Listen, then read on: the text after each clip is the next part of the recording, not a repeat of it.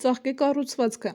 Գյոթեն առաջինը տվեց ծաղկի բնորոշումը, այն անվանելով բազմացման նպատակներին հարմարված կերպարանափոխված տերևացողունային ընձյուղ։ Ծաղիկը ձևափոխված, խիստ կարճացած սպորակիր ընձյուղ է, որը սկզբում առաջացնում է սպորներ անսեռ բազմացման, որոնց ծլելուց հետո միայն առաջանում են գամետներ, տեղի ունենում սեռական բազմացում, որից հետո ձևավորվում են պտուղը և սերմը։ Ծածկասերմ բույսերի գեներատիվ օրգաններն են ծաղիկը, պտուղը և սերմը։ Ծաղկի ցողունային ծագում ունեցող լայնացած մասը, որի վրա դասավորված է ծաղկի մյուս մասերը, կոչվում է ծաղկակալ։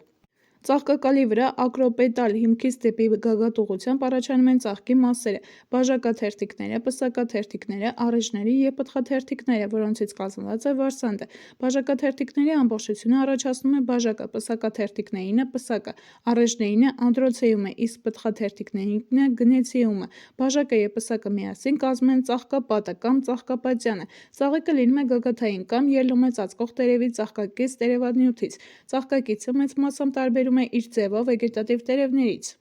Ծաղկակից տերևի և ծաղկի միջև ընկած ցողունային ծագման հատվածը կոչվում է ծաղկակոթ։ Եթե այն բացակայում է, ծաղիկը նստադիր է։ Ծաղկակոթի վրա կարող են զարգանալ թվով 2 երկշաքիլավորների կամ 1 միաշաքիլավորների ավելի մանր տերևիկներ։ Ծաղկակալը լինում է տարբեր ձևերի։ Ուռուցիկ ծաղկակալը համարվում է պարզունակ հատկություն, բնորոշ է մագնոլիային հրանուկին, հողմածաղկին, ազնվամորում մկնագուն և այլն։ Տափակ ծաղկակալ ունի քաջվարդը գոգավոր շան մասրենին։ Բաժակաթերթիկները կարող են լինել նշտարաձև, եռանկյունի, մախաթաձև, կլորավուն, էլիպսաձև և այլն։ Նրանց գույնը սովորաբար կանաչ է, սակայն բաժակը կարող է ձեռք բերել այլ գույներ ծաղկման կամ պտուղների հասունացման շրջանում։ Բաժակաթերթիկները կարող են լինել ձուլաթերթ կամ բաժանաթերթ։ Առաջին դեպքում բաժակի ստորին մասը երբեմն առաջացնում է խողովակ։ Փիփերթազգիների բաժակը առաջացնում են երկու շրջան՝ բաժակ և ենթաբաժակ։ Որոշ բուսատեսակների ծաղկի բացվելու շրջանում բաժակը ընկնում է, օրինակ՝ խաշխաշի մոտ։ Ծաղկակալի հաջորդ շրջանը՝ օղակը կամ պարուրի հատվածը, բաղկացած է պսակաթերթիկներից։ Նրանք հաճախ վառ գունավորված են անտոցյան, անտոքոլոր գունակներով կամ կարոտինոիդներով։ Սպիտակ գույնը պայմանավորված է պսակաթերթիկներում օդային խոռոչների առկայությամբ։ Պսակը ևս կարող է լինել բաժանաթերթ կամ ձուլաթերթ։ Վերջին դեպքում հաճախ առաջանում է խողովակ, որը երբեմն շատ երկար է, օրինակ՝ ծխախոտի և արջնկուզի մոտ։ Ծաղկապատը կոչվում է կրկնակի կամ բարդ, եթե առկա են և բաժակը, և պսակը, և պարզ, եթե կա միայն բաժակ կամ պսակ։ Ծաղկապատը կարող է ընդհանրապես բացակայել, ինչպես հացենու, բարդու, ուռենու տեսակների հողաշուշանի ծաղիկներում։ Այդ դեպքում այն կոչվում է մերկ, անծածկոց։ Պարզ ծաղկապատը կարող է ունենալ վառ գունավորում, ինչպես շուշանազգիների մոտ, և կոչվում է պարզ պսականման կամ պսակաձև, կամ կարող է լինել չնկատվող, որը կոչվում է պարզ բաժականման։ Ծաղկապատը հաճախ մասնագիտացված է միջատներին գրավելու համար։ Ծաղկի հաջորդ շրջանը կազմված է առէջներով ձևափոխված միկրոսպորոֆիլներով կամ միկրոսպորանգումներ կրող տերևներ։ Առէջը բաղկացած է առէջաթելից, կապից և փոշանոթից։ Ապաճած առէջը, որը զուրկ է փոշանոթից, կոչվում է ստամինոդիում։ Առէջաթելը բաղկացած է տերևի ջղից և մեզոֆիլի որոշ քանակից։ Փոշանոթը կազմված է երկու զուգահեռ սիմետրիկ փոշեպարկերից, որոնք միավորվում են կապով։ Յուրաքանչյուր փոշեպարկ բաղկացած է երկու փոշեբներից։ Առէջաթելը միանում է կապին, որն առէջաթելի շարունակությունն է։ Տարբեր բույսերի առէջների քանակը տարբեր է՝ 1-ից մինչև մի քանի տասնյակ։ Առէջները կարող են սերտաճել առէջաթելային մասով, առաջացնելով առէջային խողովակ։ Կարող են սերտաճել փոշանոթներով, ինչպես թթմած գիների դեպքում։ Առէջների ամբողջությունը կոչվում է անդրոցիեմ, որն ըստ էության միկրոսպորոֆիլների հավաքածու է։ Ծաղկակալի կենտրոնական մասը զբաղեցնում է գնեցեումը, այսինքն պտղաթերթիկների ծագումով համապատասխանում է մեգասպորոֆիլներին, մեգասպորանգիումները կրող տերևներին։ Ամբողջությունը, որը առաջացնում է վարսանդը, վերջինս բաղկացած է սպիից, սռնակից և սերմնարանից։ Սռնակը կարող է բացակայել, այդ դեպքում սպին կլինի նստադիր, ինչպես խաշխաշի մոտ։ Սպին կարող է ունենալ տարբեր ձևեր, այսպիսով բաժակը և պսակը ծաղկի ծածկող մասերն են, իսկ առէջները և վարսանդը սպորներ առաջացնող։ Ծաղկի մասերը ծաղկակալի վրա դասավորված են շրջաններով, այսինքն օղակներով կամ ցիկլերով։ Այդպիսի ծաղիկները կոչվում են ցիկլիկ ծաղիկներ։ Առավել հաճախ ծաղիկն ունի 5 կամ 4 օղակներ։ Բաժակաթերթիկները կազմում են 1 օղակ, պսակաթերթիկները ևս մեկը, առէջները 2 կամ 1 օղակ, վարսանդները 1 օղակ։ Տետրացիկլիկ 4 օղակից բաղկացած ծաղիկներ ունի, օրինակ՝ գազարը, պենտացիկլիկ 5 օղակից բաղկացած խաչածաղկավորները։ Ավելի փոքր թվով են ներկայացված այն ծաղիկները, որոնց մասերը դասավորված են պարուրաձև։ Այդպիսի ծաղիկները կոչվում են ացիկլիկ, ինչպես մագնոլիայի ծաղիկը։ Հեմիցիկլիկ ծաղիկների դեպքում պսակաթերթիկները և բաժակաթերթիկները դասավորված են օղակներով, իսկ առէջները և վարսանդները՝ պարուրներով։ Էվոլյուցիոն տեսակետից ացիկլիկ ծաղիկներն առավել պարզունակ են։ Ցիկլիկ ծաղիկների շրջանն իրենից ներկայացնում է պարուրի իրար խիստ մոտեցած մի քանի գալարներ։ Ծաղիկները լինում են կանոնավոր կամ ակտինոմորֆ, երբ ծաղկով կարելի է անցկացնել համաչափության մի քանի առանցքներ, բնորոշ է խնձորենի, տանձենի, սալորենու, շուշան, ծխախոտին։ Զիգոմորֆ կամ անկանոն ծաղիկներով կարելի է տանել համաչափության միայն մեկ առանցք, բնորոշ է բակլազգիներին, շրթնածաղկավորներին, մանուշակին, շամբերանին կամ առյուծաբերանին և այլն։ Տարբերակում են նաև ասիմետրիկ ծաղիկներ, որոնցով հնարավոր չէ անցկացնել համաչափության առանցք, օրինակ հնդկական կաննան, կատվախոտը, ձիակասկը և այլն։ Վարսանդի սերմնարանի դիրքը ծաղկի մյուս մասերի հանդեպ կարող է տարբեր լինել, ըստ այդմ տարբերակում են վերնադիր և ցածրադիր կամ վայրադիր սերմնարաններ։ Վերնադիր սերմնարանն ազատ տեղադրված է ծաղկակալի վրա և կազմված է միայն պտղաթերթիկներով։ Այս դեպքում ծաղկի մյուս մասերը գտնվում են վարսանդից ներքև։ Վերնադիր վարսանդը հեշտությամբ կարելի է անջատել ասեղով։ Վերնադիր վարսանդը բնորոշ է օրինակ գորտնուկին, ասպիրակին, ոլորին։ Ցածրադիր սերմնարանը սերտաճում է ծաղկի այլ մասերի հետ, ծաղկակալի, առէջների, պսակաթերթիկների, բաժակաթերթերի հիմքերում։ Այդպիսի վարսանդ ունեն խնձորենին, վարունգը։ Ցածրադիր սերմնարանը ծաղկի մյուս մասերի հանդեպ ունի ստորին դիրք, իսկ այդ մասերը նրանցից վեր են գտնվում։ Ասեղով անջատել այդպիսի վարսանդը հնարավոր չէ։ Հաճախ ծաղկի կառուցվածքը արտահայտում են ծաղկի բանաձևով, օգտագործելով պայմանական նշաններ։ Հաշվի են առնում ծաղկի համաչափությունը, շրջանների քանակը, ամեն շրջանի անդամների թիվը, ծաղկի մասերի սերտաճումը, վարսանդի սերմնարանի դիրքը և այլն։ Բացի ծաղկի բանաձևից, օգտագործում են նաև ծաղկի դիագրամը, վերջինս ծաղկի սխեմատիկ պրոյեկցիան է ծաղկի առանցքին ուղղահայաց հարթության վրա։ Դիագրամների կազմելը ստեղծագործական աշխատանք է, բարդ և աշխատատար։ Շատ հայտնի են 19-րդ դարի գերմանացի գիտնական Ավգուստ Վիլհելմի Էյխելերի դիագրամները։ Դիագրամներում օգտագործվում են սխեմատիկ պատկերավոր նշաններ։ Ծաղկաբույլերի հիմնադիրը Լինեյրն է։ Նա ներմուծեց մի շարք եզրեր, որոնք գործածվում են մինչև օրս՝ գլխիկ, հասկ, հուրան, վահանիկ, ողկույզ և այլն։ Սակայն Լինեյը ծաղկաբույլը համարում էր ծաղկման ձև, իսկ իրականում ծաղկաբույլը ճյուղավորման տեսակ է։ Ծաղկաբույլ է կոչվում ծաղկակիր ընձյուղը կամ ընձյուղների համակարգը։ Ծաղկաբույլերի կենսաբանական նշանակությունը ակնհայտ է։ Դրանք մեծացնում են ինչպես էնտոմոգամ կամ էնտոմոֆիլ միջատների միջոցով փոշոտվող, այնպես էլ անեմոգամ կամ անեմոֆիլ քամու միջոցով փոշոտվող ծաղիկների փոշոտման հավանականությունը։ Միջատը միավոր ժամանակում կարող է այցելել ավելի մեծ քանակով կողքով ծաղկաբույլում դասավորված ծաղիկների։ Բացի դրանից, ծաղկաբույլի ծաղիկների հաջորդական բացվելը ևս էական առավելություն է։ Մենահատ ծաղկի վնասվելը հանգեցնում է ընձյուղի անպտղությանը։ Ծաղկաբույլի տեսակը պայմանավորում է ապագա պտղաբույլի տեսակը, պտուղների և սերմերի տարածման առանձնահատկությունները։ Ծաղկաբույլերը լինում են պարզ և բարդ։ Պարզ ծաղկաբույլերը բաժանվում են երկու խմբի՝ ռացեմոզային կամ մոնոպոդիական, երկրորդը ցիմոզային կամ սիմպոդիական։ Մոնոպոդիական ծաղկաբույլերին բնորոշ է գլխավոր առանցքի համեմատաբար երկարատև աճը և ծաղիկների ակրոպետալ զարգացումը, այսինքն գագաթային ծաղիկը վերջինն է բացվում։ Դիտարկենք մոնոպոդիական ծաղկաբույլերը։ Ողկույզ։ Առանձին կողային ծաղիկները նստած են երկարացած գլխավոր առանցքի վրա։ Յուրաքանչյուր ծաղիկ ունի իր ծաղկակոթը, երկարությամբ ծաղկակոթերը գրեթե հավասար են։ Դրանք դուրս են գալիս ծածկող տերևներից, ծաղկակիցների ծոցերից։ Ողկույզը բնորոշ է հակինթին, մատնոցուկին, շրեշտին, լուպինին, թխենուն, մեծ թվով կաղամբազգիների և գետնանուշին։ Վահանիկը տարբերվում է ողկույզից նրանով, որ հիմքի կամ ստորին ծաղիկներն ունեն ավելի երկար ծաղկակոթեր, ինչի հետևանքով բոլոր ծաղիկները դասավորվում են մեկ հարթության մեջ, օրինակ են տանձենու, ճապոնական ասպիրակի ծաղկաբույլերը։ Հասկը գլխավոր առանցքը քիչ թե շատ երկարացած է, ծաղիկները զուրկ են ծաղկակոթերից, այսինքն նստադիր են։ Օրինակներն են եզան լեզուն, ցորենի, բարդ հասկի, մեկ հասկիկը, աղավնիճը։ Կողերը տարբերվում է հասկից հաստացած մսալի առանցքի առկայությամբ, որի վրա խիտ ձևով տեղավորված են նստադիր ծաղիկները։ Բնորոշ է եգիպտացորենին, նվիկին, կերոնին։ Կատվիկը հասկանման ծաղկաբույլ է, տարբերվում է ողկույզից և հասկից դեպի ներքև ուղղված կախված կենտրոնական առանցքով։ Սովորաբար կազմված է մեծաքանակ միասեռ ծաղիկներից։ Արական կատվիկները փոշոտումից հետո ամբողջությամբ թափվում են։ Արական և իգական կատվիկները բնորոշ են ուռենուն, բարդուն, կեչուն, լաստենուն։ Հովանոցը։ Այս ծաղկաբույլում գլխավոր առանցքը կարճացած է, իսկ կողային ծաղկակոթերը կարծես ելնում են մեկ կետից։ Ծաղիկները նստած են տարբեր երկարություն ունեցող ծաղկակոթերի վրա։ Ծաղիկները դասավորված են մեկ հարթության մեջ կամ գմբեթ են առաջացնում։ Բնորոշ է սոխին, բալենուն, գնարբուկին։ Գլխիկ ունի խիստ կարճացած գլխավոր առանցք, հաճախ հաստացած, բայց ոչ տափակ։ Ծաղիկները թվում են նստադիր, բայց ամեն կարճ խիտ ձևով դասավորված ծաղկակոթեր։ Բնորոշ է երեքնուկին, աքանին, խոսքոսկին։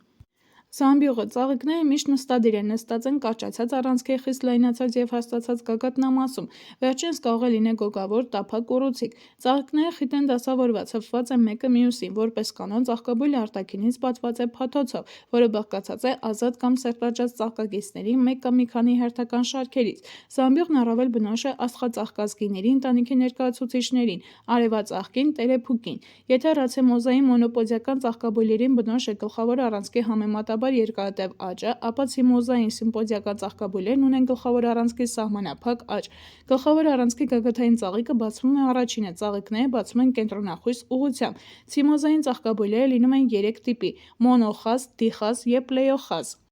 Մոնոխազի դեպքում յուրաքանչյուր հաջորդ կարգի առանցքը ներկայացված է միայն մեկ ճյուղով։ Մոնոխազի տարատեսակներ են ոլորուկը և գալարուկը։ Ոլորուկում ճյուղավորման արդյունքում առաջանում են մեկական նույն ուղղվածությամբ առանցքներ, որոնցից յուրաքանչյուրը ավարտվում է մենահատ ծաղկով։ Արդյունքում առաջանում են մի քանի կարճ առանցքներ, որոնցից յուրաքանչյուրը ելնում է նախորդի ծաղկակցի ծածկող տերևի տերևանյութից։ Բոլոր կողային առանցքները և ծաղիկները ուղղված են նույն կողմը, բնորոշ է գաղտրիկազգիներին, քարքոտին, թոքախտին և այլն։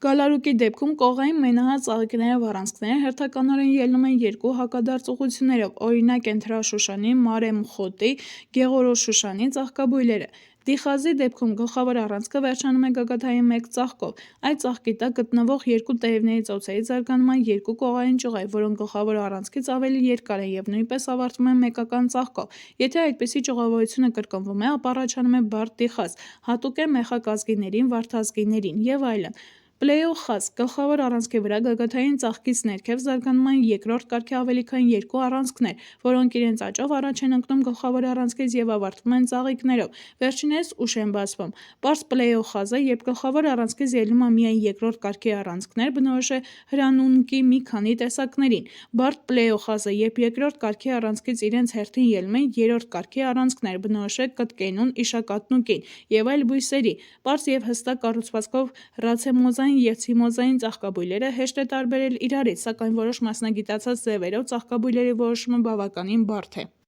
Բարդ ծաղկաբույլերը բաղկացած են մի քանի պարզ ծաղկաբույլերից։ Տարատեսակներն են բարդ հովանոցը, մաղադանոսը, գազարը, սամիթը, բարդ հասկը, ցորենը, աշորան, հուրանը, բարդ ողկույզը, խաղողը, եղրևանին հացազգիները, բարդ վահանիկը։ Վերջին իսկ գլխավոր առանցքը վահանիկ է, իսկ կողայինները կամ վահանիկներ են, կամ զամբյուղներ։ Ծաղկավոր բույսերը տարասպորավոր են, այսինքն ծաղկում առաջանում են միկրոսպորներ և մեգասպորներ։ Առէջը պայմանավորում է արական սեռը, քանի որ նրա փոշանոթի միկրոսպորները զարգանալով սկիզբ են տալիս խիստ ռեդուկցված արական գամետոֆիտին, հետո էլ արական գամետներին, իսկ ահա վարսանդը պայմանավորում է իգական սեռը։ Նրա սերմնարանի սերմնասկզբնակում ձևավորվում են մեգասպորներ, որոնցից մեկը հետագա զարգացումից առաջանում է սաղմնապարկը, իգական գամետոֆիտ, որում էլ պարփակված է իգական գամետը, ձվաբջիջը։ Ծաղիկը երկսեռ է, եթե ունի և անդրոցեում, և գնիցեում։ Ծաղիկը միասեռ է, եթե ունի կամ միայն անդրոցեում, կամ միայն գինեցեում։ Բնության մեջ հանդիպում են նաև անդրոցեումից և գինեցեումից զուրկ ծաղիկներ, որոնք կոչվում են անսեռ կամ ստերիլ։ Օրինակ կապույտ տերեփուկի զամբյուղի կենտրոնում դասավորված են խողովակաձև ֆերտիլ կամ բեղուն ծաղիկները, իսկ եզրային ձագարաձև ծաղիկները ստերիլ են։ Կապույտ խոշոր ծաղիկները միայն գրավում են միջատներին։ Արևածաղկի զամբյուղի եզրային կեղծ լեզվակաձև դեղին ծաղիկները ևս ստերիլ են։ Անսեռ կարող են լինել նաև լիաթերթ ծաղիկները։ Այդպիսի ծաղիկներում առէջները կամ վարսանդների, իսկ երբեմն և անդրոցեումը և գինեցեումը վերածվել են պսակաթերթիկների։ Լիաթերթության հակումը արտահայտված է օրինակ վարդազգիների ընտանիքում։ Այն բույսերը, որոնք նույն առանձնյակի վրա կրում են միասեռ ծաղիկներ, կոչվում են միատուն։ Միատուն է օրինակ եգիպտացորենը, որի արական ծաղիկները հավաքված են հուրան ծաղկաբույլում բույսի գագաթում, իսկ իգական ծաղիկները կազմում են կողեր և գտնվում են տերևածոցերում։ Միատուն բույսեր են նաև դդումը, վարունգը, ձմերուկը, որոշ հացազգիներ։ Վայրի խաղողը, ընկուզենին, տխլենին, կաղնին, կոկոսյան արմավենին, կեչին և այլն։ Երկտուն բուսատեսակների մի առանձնյակը կրում է միայն իգական ծաղիկներ, իսկ մյուսը միայն արական։ Այդպիսին են գայլուկը, ավելուկը, ծնեբեկը, սպանախը, գետնամորու որոշ տեսակներ, փյունիկան արմավենին, տունգը, արևելյան խուրման, պիստակենին, բարդին, ուռենին, կիտրոնաթուփը, եղինջը, կանեփը, փշարմավը և այլն։ Երկտուն բույսերի ծաղիկներում հաճախ կարելի է գտնել մյուս սեռի ռուդիմենտները։ Դա նկատվում է նաև միատուն բույսերի ծաղիկներում։ Երկտունությունը հաճախ ֆակուլտատիվ, ոչ պարտադիր հատկություն է։ Այսպես արևելյան խուրման, տունգը, կիտրոնաթուփը, ակտինիդյան թթենին հաճախ լինում են նաև միատուն։ Գոյություն ունեն նաև եռատուն բուսատեսակներ, որոնց մի բույսը կրում է միայն արական, մյուս բույսը միայն իգական ծաղիկներ, իսկ երրորդը երկսեռ ծաղիկներ։ Այդպիսին են որոշ մեխակազգիները, օրինակ օճառաբույսը, ծվծվուկը։ Պոլիգամ բույսերի դեպքում նույն բույսի վրա զարգանում են և երկսեռ, և միասեռ ծաղիկներ, օրինակ սեխը, հացենին, աղտորը, կեղծ դանձլամրմերը, արևածաղիկը, գեորգինան, ձիակասկը և այլն։ Բոլոր ծաղկավոր բույսերի 2/3-ից ավելին ունեն երկսեռ ծաղիկներ։ Գինեցիում է կոչվում ծաղկի պտղաթերթիկների ամբողջությունը, որոնք առաջացնում են մեկ կամ մի քանի վարսանդներ։ Վարսանդը իր հերթին բաղկացած է ուռուցիկ ստորիմասից սերմնարանից, որում գտնվում են մեկ կամ մի քանի սերմնասկզբնակներ կամ սերմնաբողբոջներ։ Սերմնարանից վեր է բարձրանում սռնակը, ստիլոդիոմը, որի գագաթային մասն առաջացնում է սպին։ Երբեմն սռնակը բարձրացնում է սպին նշանակալի չափով, ինչը կապված է ծաղկի փոշոտման եղանակի հետ։ Վարսանդների ձևերը շատ բազմազան են։ Էվոլյուցիոն առումով ավելի պարզունակ ընտանիքներին հիմնականում բնորոշ է սռնակի բացակայությունը, հրանում կազգիներին, մագնոլիազգիներին, ցեխ խաշխաշներին։ Անեմոֆիլ քամով փոշոտվող տեսակների սռնակները հաճախ զարգացած չեն, օրինակ հացազգիների մոտ։ Հանդիպում են նաև անեմոֆիլ ծաղիկներ, լիլիաների ցեղին, բավականին երկար սռնակներով։ Երկար սռնակները հեշտացնում են փոշոտումը, սակայն այս դեպքում մինչև սերմնարանը փոշեղովակի ուղին երկարում է։ Եթե սպին գտնում է անմիջապես սերմնարանի վրա, այն կոչվում է նստադիր։ Դեռևս գիտնական Գյոթեն նկատել էր պտղաթերթիկի տերևային ծագումը, ինչը լավ երևում է օրինակ ոլորի ծաղկում։ Այս բույսի վարսանդը բաղկացած է մեկ պտղաթերթիկից։ Ընդունվում է, որ պտղաթերթիկներն առաջացել են հին մերկոսերմերի մեգասպորոֆիլներից, իսկ նմանությունը վեգետատիվ տերևներին բացատրվում է նրանով, որ մեգասպորոֆիլներն առաջացել են պտարյանամանների տերևային օրգաններից։ Եթե գինեցիումը բաղկացած է ազատ ոչ սերտաճած պտղաթերթիկներից, ապա այն կոչվում է ապոկարպ։ Այդպիսի գինեցիումը կարող է լինել մոնոմեր բաղկացած միայն մեկ պտղաթերթիկից, ինչպես Ֆիջիի կղզիներում աճող մագնոլիազգիների կարգի ներկայացուցիչից կամ շատ թիթեռնածաղկավորների մոտ։ Ապոկարպ գինեցիումը կարող է բաղկացած լինել նաև մի քանի ազատ պտղաթերթիկներից, որոնցից յուրաքանչյուրը հանդիսանում է առանձին վարսանդ։ Այդպիսի գինեցիումը հաճախ անվանում են նաև բարդ, այն բնորոշ է մագնոլիային և քաջվարդին, որի պտղաթերթիկի եզրերը ոչ լրիվ են սերտաճած։ Մի քանի սերտաճած պտղաթերթիկներից բաղկացած գինեցիումը կոչվում է ցենոկարպ։ Հաճախ պտղաթերթիկների սերտաճումը արտահայտված է միայն սերմնարանի մասում, իսկ սռնակը և սպին մնում են ազատ։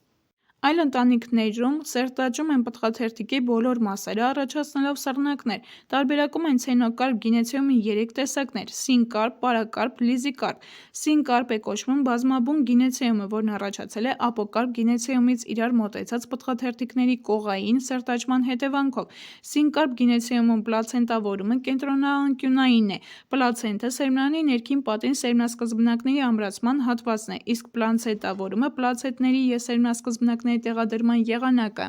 Սինկարպ գինեցիումը բնորոշ է հավամրգազգիների, միաշաքելավորների մեծամասնությանը, այդ թվում շուշանին, վարդակակաչին։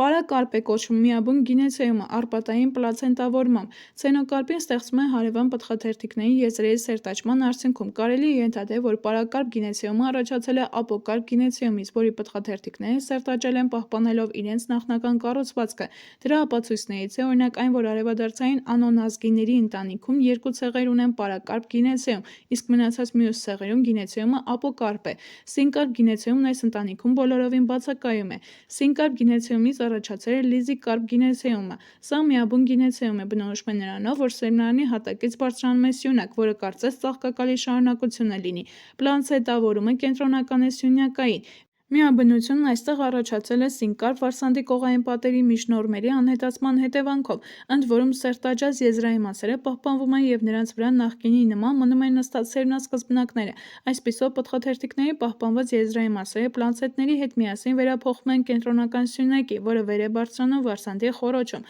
Լիզիկարպ գինեցիումը բնորոշ է օրինակ դանդուրազգիներին, գնարբուկազգիներին։ Սերմնասկզբնակները, որոնցից հետագայում զարգանում է ծաղկավոր բույսերի սերմը, գտնվում են վարսանդի սերմնարանի մեջ։ Նրանց քանակը շատ տարբեր է լինում՝ մեկից մինչև մի քանի տասնյակ և ավելի շատ։ Ինչպես արդեն նշվել է, սերմնարանի այն մասերը, որոնց կպչում են սերմնասկզբնակները, կոչվում են պլացենտներ։ Պլացենտավորումը կարող է լինել եզրային, կենտրոնաանկյունային, արպատային, կենտրոնաառանցքային և մակերեսային կամ լամինար։ Սերմնասկզբնակը, որն իր ծագումով համապատասխանում է մեգասպորանգիումին, բաղկացած է նուցելիուսից, միջուկից և ինտեգումենտներից կամ ծածկողներից։ Ինտեգումենտների մոտեցած եզրերն առաջացնում են նեղ հովականման փոշեմուտք՝ միկրոպիլե, որի միջով աճող փոշեղով խողովակը թափանցում է դեպի սաղմնապարկ։ Սերմնասկզբնակը կպչում է պլացենտին սերմնակոթունի ֆունիկուլուսի միջոցով։ Սերմնասկզբնակի սերմնակոթունին կպչելու մասը կոչվում է սերմնասպի։ Սերմնասկզբնակի միկրոպիլեի հանդեպ հակադիր հատվածը, որտեղ նուցելյուսը և ինտեգումենտները միաձուլվում են սերմնակոթունի հետ, կոչվում է խալազ։ Տարբերակում են սերմնաբողբոջների 5 հիմնական տիպեր։ Ուղիղ կամ օրթոտրոպ սերմնաբողբոջը միկրոպիլեն գտնվում է սերմնասպիի և ֆունիկուլուսի հետ նույն առանցքի վրա, բնորոշ է հնդկացորենազգիներին, պղպեղազգիներին, նվիկազգիներին։ Շրջված կամ անատրոպ սերմնասկզբնակ, այն շրջված է 180 աստիճանով այնպես, որ միկրոպիլեն և սերմնասպին կողք կողքի են հայտնվում։ Միկրոպիլեն ուղղված է պլանցետին, շատ տարածված տիպ է, հնարավոր է, որ ելակետային է։ Կիսաշրջված կամ հեմիտրոպ սերմնաբողբոջ, պլացենտի և ֆունիկուլուսի հանդեպ նուցելյուսն իր ինտեգումենտներով շրջված է 90%-ով, բնորոշ է օրինակ գնդարբուկազգիներին, խլածաղկազգիներին։ Միակողմանի թեքված կամ կապիլոտրոպ սերմնաբողբոջ, բնորոշվում է նուցելյուսի և ինտեգումենտների միակողմանի գերաճով, հանդիպում է օրինակ բակլազգիների մոտ։ Երկկողմանի թեքված կամ ամֆիտրոպ սերմնաբողբոջ, այս դեպքում նուցելյուսն ունի փայտի ձև։ Միկրոպիլեն և ֆունիկուլուսը գտնվում են կողք կողքի, բնորոշ է օրինակ թթազգիների և խնկազգիների ներկայացուցիչներին։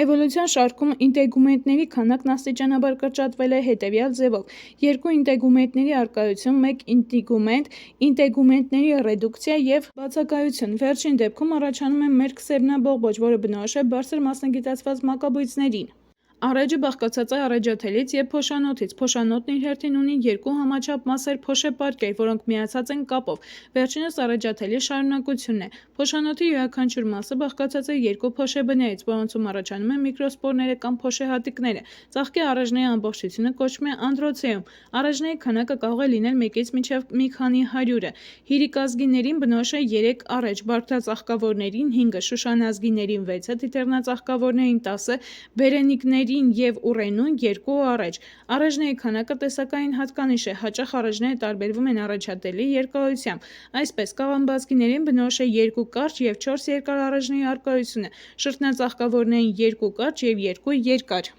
Առեջաթելերը երբեմն լինում են շատ երկար, դուրս են ելնում ծաղկապատից, իսկ երբեմն էլ ավելի կարճ են, քան փոշանոթի երկարությունն է։ Կարտոֆիլի տսկանեփին բնորոշ են ճյուղավորված առէջներ, որոնք հաճախ համարվում են ելակետային պարզունակ տիպ։ Տարբեր ցեղերի և տեսակների մոտ առկա է բոլոր կամ մի քանի առեջաթելերի խավոտությունը։ Առեջաթելերը կարող են սերտաճել, առաջացնելով խողովակ, ինչպես արևադարձային ընտանիքի տեսակների մոտ։ Թիթեռնածաղկավորների 10 առէջներից 9-ը սերտաճում են, իսկ մեկը մնում է ազատ։ Սրոհունդի կամ արևքուրիկի առէջները սերտաճելով առաջացնում են խրձեր, իսկ բրդածաղկավորներին բնորոշ է փոշանոթների սերտաճումը։ Առեջաթելի միջոցով անցնում է անոթային խուրձը։ Փոշանոթի դիրքը կապված է փոշոտման եղանակի հետ։ Երբեմն փոշանոթը կրում է տարբեր ելուստներ, թմբիկներ, որոնք կոչվում են հավելումներ կամ կցորդներ։ Սրանք կարող են ունենալ վառ գունավորում և յուրօրինակ ձև։ Կա տեսակետ, որ առէջները զարգացել են հին մերկասերմերի միկրոսպորոֆիլներից, այսինքն միկրոսպորանգյումներ կրող տերևներից, նրանց նշանակալի ռեդուկցիայի արդյունքում։ Տերևանման են օրինակ մագնոլիազգիների ընտանիքի տեսակի Դեգներիա վիտերենսիսը։ Ծաղկի 30-ից 40 լայն և տափակ առէջներ ունի։ Նրա ստորի մակերեսին դասավորված են զույգ-զույգ մոտեցած միկրոսպորանգյումները, և առէջը դեռևս բաժանված չէ առեջաթելի, փոշանոթի և կապի։ Ծաղկավոր բույսերի առէջները հոմոլոգ են, իրենց ծագումով կապված են միկրոսպորոֆիլներին, իսկ փոշանոթը միկրոսպորանգյումին։ Փոշանոթը կպչում է առեջաթելին անշարժ կամ լինում է օրորվող շուշանների ցեղի դաշտավլուկազգիների մոտ։ Սկզբնական շրջանում փոշանոթը բաղկացած է միանման բջիջներից, որոնք շրջապատված են էպիդերմով։ Հետագայում էպիդերմի տակ դիֆերենցվում է արխեսպորիալ հյուսվածքը։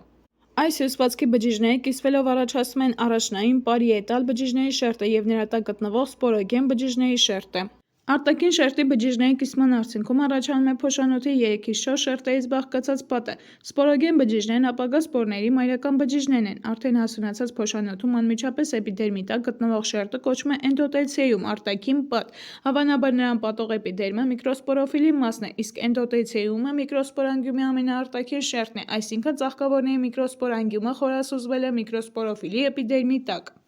Փոշանոթի հասունացման շրջանում էնդոթելիումի բջիջները կորցնում են կենդանի պարունակությունը և նպաստում են փոշանոթի բացվելուն, քանի որ չորանալով ինտենսիվ ձևով կրճատվում են, առաջանում է ճեղք և բացվում են միանգամից երկու փոշեբները։ Էնդոթելիումի տակ գտնվում են 1-ից 3 միջին շերտեր, որոնք բաղկացած են ոչ մեծ բջիջներից։ Վերջիններս անհետանում են սպորների մայր բջիջների մեիոզի ընթացքում։ Փոշանոթի պատի ներքին շերտը տապետումն է։ Բոլոր սննդանյութերը, որոնք անհրաժեշտ են սպորոգեն հյուսվածքին, ներթափանցում են նրա միջով։ Տապետումի բջիջներն ունեն խիտ ցիտոպլազմա և կարող է մի քանի անգամ կիսվել մինչև մեիոզի սկիզբը։ Այն պահին, երբ միկրոսպորները սկսում են իրարից առանձնանալ, տապետումի բջիջները սովորաբար քայքայվում են։ Սպորոգեն բջիջներն առավել հաճախ անցնում են մի քանի կիսումներ, առաջացնելով միկրոսպորների մայր բջիջները։ Փոշանոթում ձևավորվում է համատարած սպորոգեն հյուսվածքի 4 բուն, սակայն որոշ դեպքերում փոշանոթի կառուցվածքը բարդանում է։ Օրինակ, պատկառուկազգիների ընտանիքի ներկայացուցիչների փոշեպարկերում առաջանում են ստերիլ լայնակի միջնորմեր։ Եթե տապետումը լավ ձևավորված չէ, ապա մեծ թվով սպորոգեն բջիջները վաղ շրջանում դեգեներացվում են, չհասնելով մայրական բջիջների փուլին, և սննդանյութ են ծառայում պահպանվող սպորոգեն բջիջների համար։ Ինչպես նշվել է, փոշանոթի բների սպորոգեն հյուսվածքի բջիջները հանդիսանում են միկրոսպորների մայրական բջիջներ։ Միկրոսպորոգենեզի բուն գործընթացը կայանում է նրանում, որ սպորոգեն բջիջները մեիոզի արդյունքում առաջացնում են միկրոսպորների ծաղկափոշու բջիջներ, հապլոիդ տետրադներ։ Առավել հաճախ տետրադի փուլը կարճատև է, և միկրոսպորները շուտով առանձնանում են իրարից, սակայն որոշ տեսակների տետրադները պահպանվում են առաջացնելով փոշեհատիկների ավելի մեծ խմբեր, օրինակ էլոդեի, ցողիկի, կերոնի, կնյունազգիների մոտ, իսկ օրինակ խոլորձազգիների մեծամասնության փոշեբնի բոլոր փոշեհատիկները կազմում են մեկ ամբողջություն, որը կոչվում է պոլինիում։ Այս երևույթը կապված է էնդոմոգամիայի միջատներով փոշոտման հետ։ Արական գամետոֆիտ։ Միկրոսպորների առաջացմամբ ավարտվում է ծածկասերմ բույսերի փոշանոթում տեղի ունեցող անսեռ բազմացումը։ Միկրոսպորը ծլում է դեռևս մայր բույսի վրա, սկիզբ տալով ծաղկավար բույսերի արական գամետոֆիտին։ Ծլելու գործընթացը կայանում է նրանում, որ միկրոսպորի կորիզը բաժանվում է միտոզով, ինչի հետևանքով առաջանում են երկու կորիզներ ցիտոպլազմայի իրենց հատվածներով։ Բաժանումը տեղի է ունենում ցիտոպլազմայի արպատային շերտում, ինչի արդյունքում առաջանում է փոքր գեներատիվ և ավելի խոշոր վեգետատիվ բջիջը՝ փոշեխողովակի բջիջը։ Նրանք տարբերվում են ոչ միայն չափերով, այլև ֆիզիոլոգիապես։ Այսպիսով, միկրոսպորի ծլման հետևանքով առաջանում է արական գամետոֆիտը, որը կազմված է միկրոսպորի թաղանթի մեջ պարփակված մեկ վեգետատիվ և մեկ գեներատիվ բջիջներից։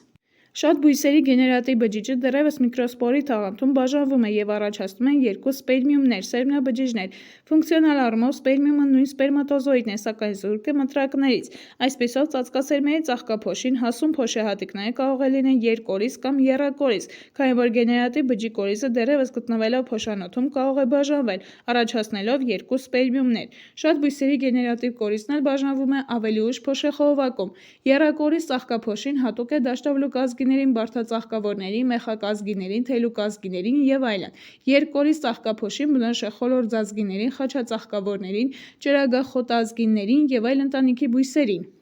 Փոշանոթում ծաղկափոշու հասունացման ժամանակ փոշեբները զույգ-զույգ միանում են ընդհանուր խորշով։ Հասունացած փոշանոթի էնդոթելիումը նպաստում է փոշանոթի բացվելուն, ընդ որում բացվում են միանգամից երկու փոշեբները, դուրս թողնելով ծաղկափոշին։ Ծաղկափոշու փոշեհատիկը ըստ էության ծաղկավոր բույսերի արական գամետոֆիտն է։ Միկրոսպորի թաղանթը վերափոխվում է փոշեհատիկի թաղանթի։ Փոշեհատիկի ձևը, չափը և նրանց թաղանթների կառուցվածքը չափազանց բազմազան են։ Փոշեհատիկի տրամագիծը տատանվում է մի քանի միկրոմետրից մինչև 240 միկրոմետր։ Ընդհանուր առմամբ, էվոլյուցիոն տեսակետից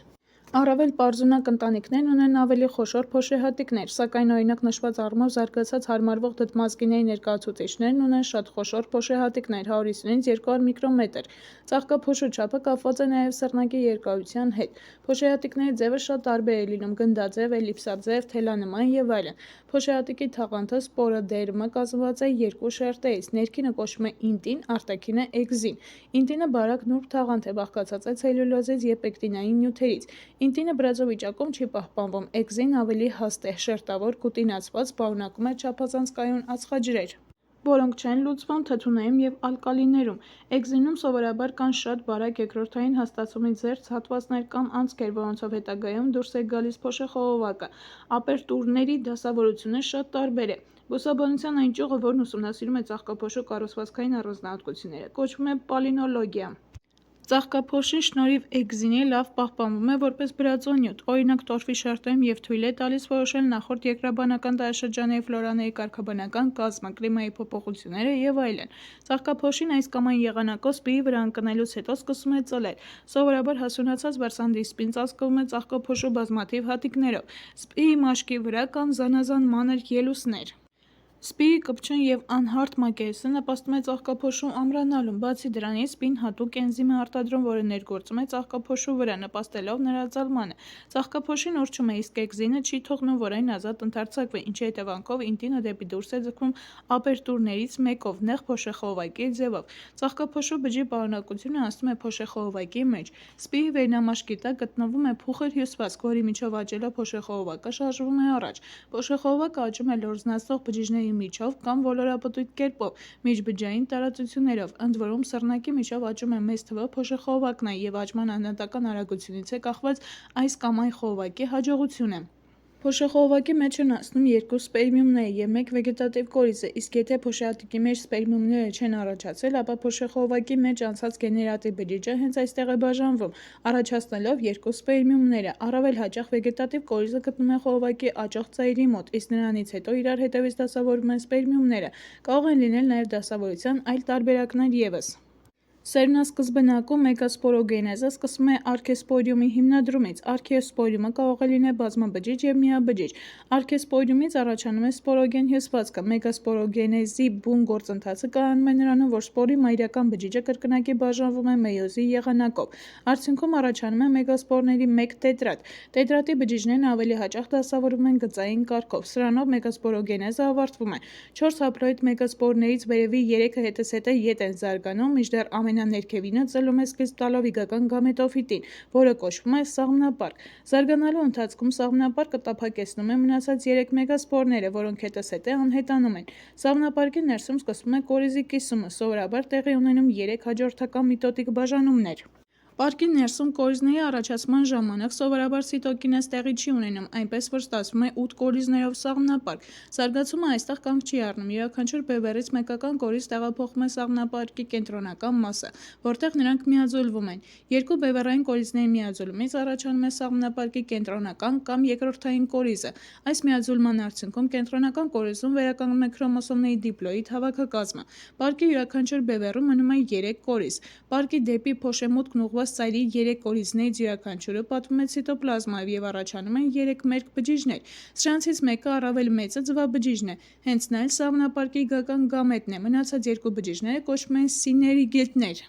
Ուղեկից բջիջներ։ Սաղմնապարկի հակադիր բևեռում գտնվող մնացած 3 կորիզները նույնպես պատվում են ցիտոպլազմայի հատվածներով, սրանք կոչվում են անտիպոդներ։ Այսպիսով, հասունացած սաղմնապարկը սովորաբար գրավելով սերմնասկզբնակի նուցելիուսի նշանակալի մասը, փոշեմուտքի հատվածում ունի ձվաբջիջ և 2 սիներգիդներ։ Կենտրոնական մասում կենտրոնական բջիջ, իսկ պարկի մյուս ծայրում գտնվում են 3 անտիպոդները։ 8 կորիզանոց սաղմնապարկ ունեն ծածկասերմ բույսերի մոտավորապես 82%-ը, ինչը ցույց է տալիս ծաղկաբույսի մոնոֆիլետիկ ծագումը։ Ծաղկափոշու տեղափոխումը վարսանդի սպիի վրա կոչվում է փոշոտում։ Տարբերակում են ինքնափոշոտումը ավտոգամիան և խաչաձև փոշոտումը ալոգամիան։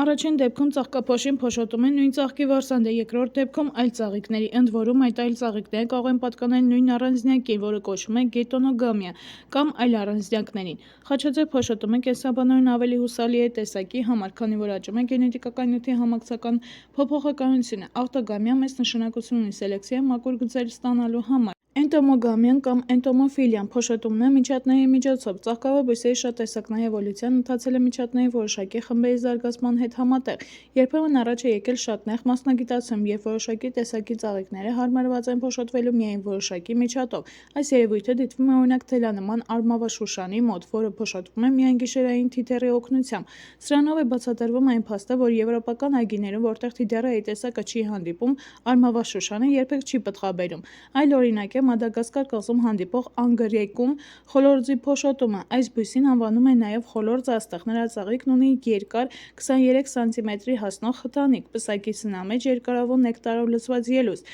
Դեռևս Դարվինը կանխատեսել էր, որ բնության մեջ պետք է գոյություն ունենա երկար կնճիտ ունեցող ինչ-որ միջատ, որն իրականացնի խոլորձ աստղի փոշոտումը։ Հետագայում բացահայտվեց Մորգանի քսանտոպան իլիկա թիթեռը, որի կնճիտիկն իր երկարությամբ համապատասխանում է խոլորձի խթանի չափին։ Իսկ ահա թզենու փոշոտումն ու նախաբերումը կապված է փոքրիկ կրետ բլաստոֆագի բարդ կենսական ցիկլի հետ։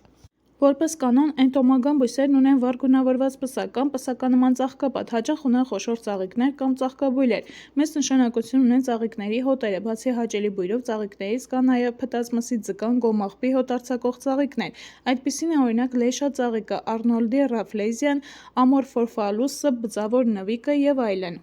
Այս հոտերը հաճախ գրավում են ճանճերին, բզեզներին, որոշ թիթեռների։ Պարզվել է, որ շատ միջատներ ծաղիկները գտնում են հենց հոտով։ Միջատները ծաղիկներին այցելում են հիմնականում ծաղկափոշու համար, օրինակ հողմածաղիկը, շան մասրենին, խաշխաշը եւ այլն։ Նշված բույսերի ծաղիկները խոշոր են, լայն բացված, կանգուն չթեքվող, առիժների մեծ քանակով, մինչև 100 եւ ավելի։ Որոշ միջատներ սնվում են ծաղկափոշով, մյուսները, մեղուները, կրետները հավաքում են այն որպես կեր թրթուրների համար։ Շատ միջատներ էլ, մեղուներ, թիթեռներ, մոծակներ, ճանճեր գրավում են նեկտարանոցների արտադրած նեկտարը։ Այսպիսով ծաղկավոր բույսերի եւ միջատների համատեղ էվոլյուցիան պայմանավորել է ծաղիկների մեծ բազմազանությունը։ Զոիդոգամիան ծաղիկների փոշոտումներ տարբեր ողնաշարավորների, թռչունների, չղջիկների միջոցով, որոնց հիմնականում գրավում են նեկտարը։ Առավել հայտնի են հարավամերիկյան կոլիբրին եւ ծաղկահավերը, Ավստրալիայում բնակվող մեղրածուծերը, աֆրիկական նեկտարահավերը։ Օրնիտոգամ թռչուններով փոշոտվող ծաղիկներին բնորոշ է վառ գունավորումը, ամուր եւ առածկական կառուցվածքը եւ ջրալի բաղադրությամբ նեկտարի առատությունը։ Բուրմունքն այս դեպքում բացակայում է, հատկապես գրավիչ է թռչունների համար վառ կարմիր գույնը։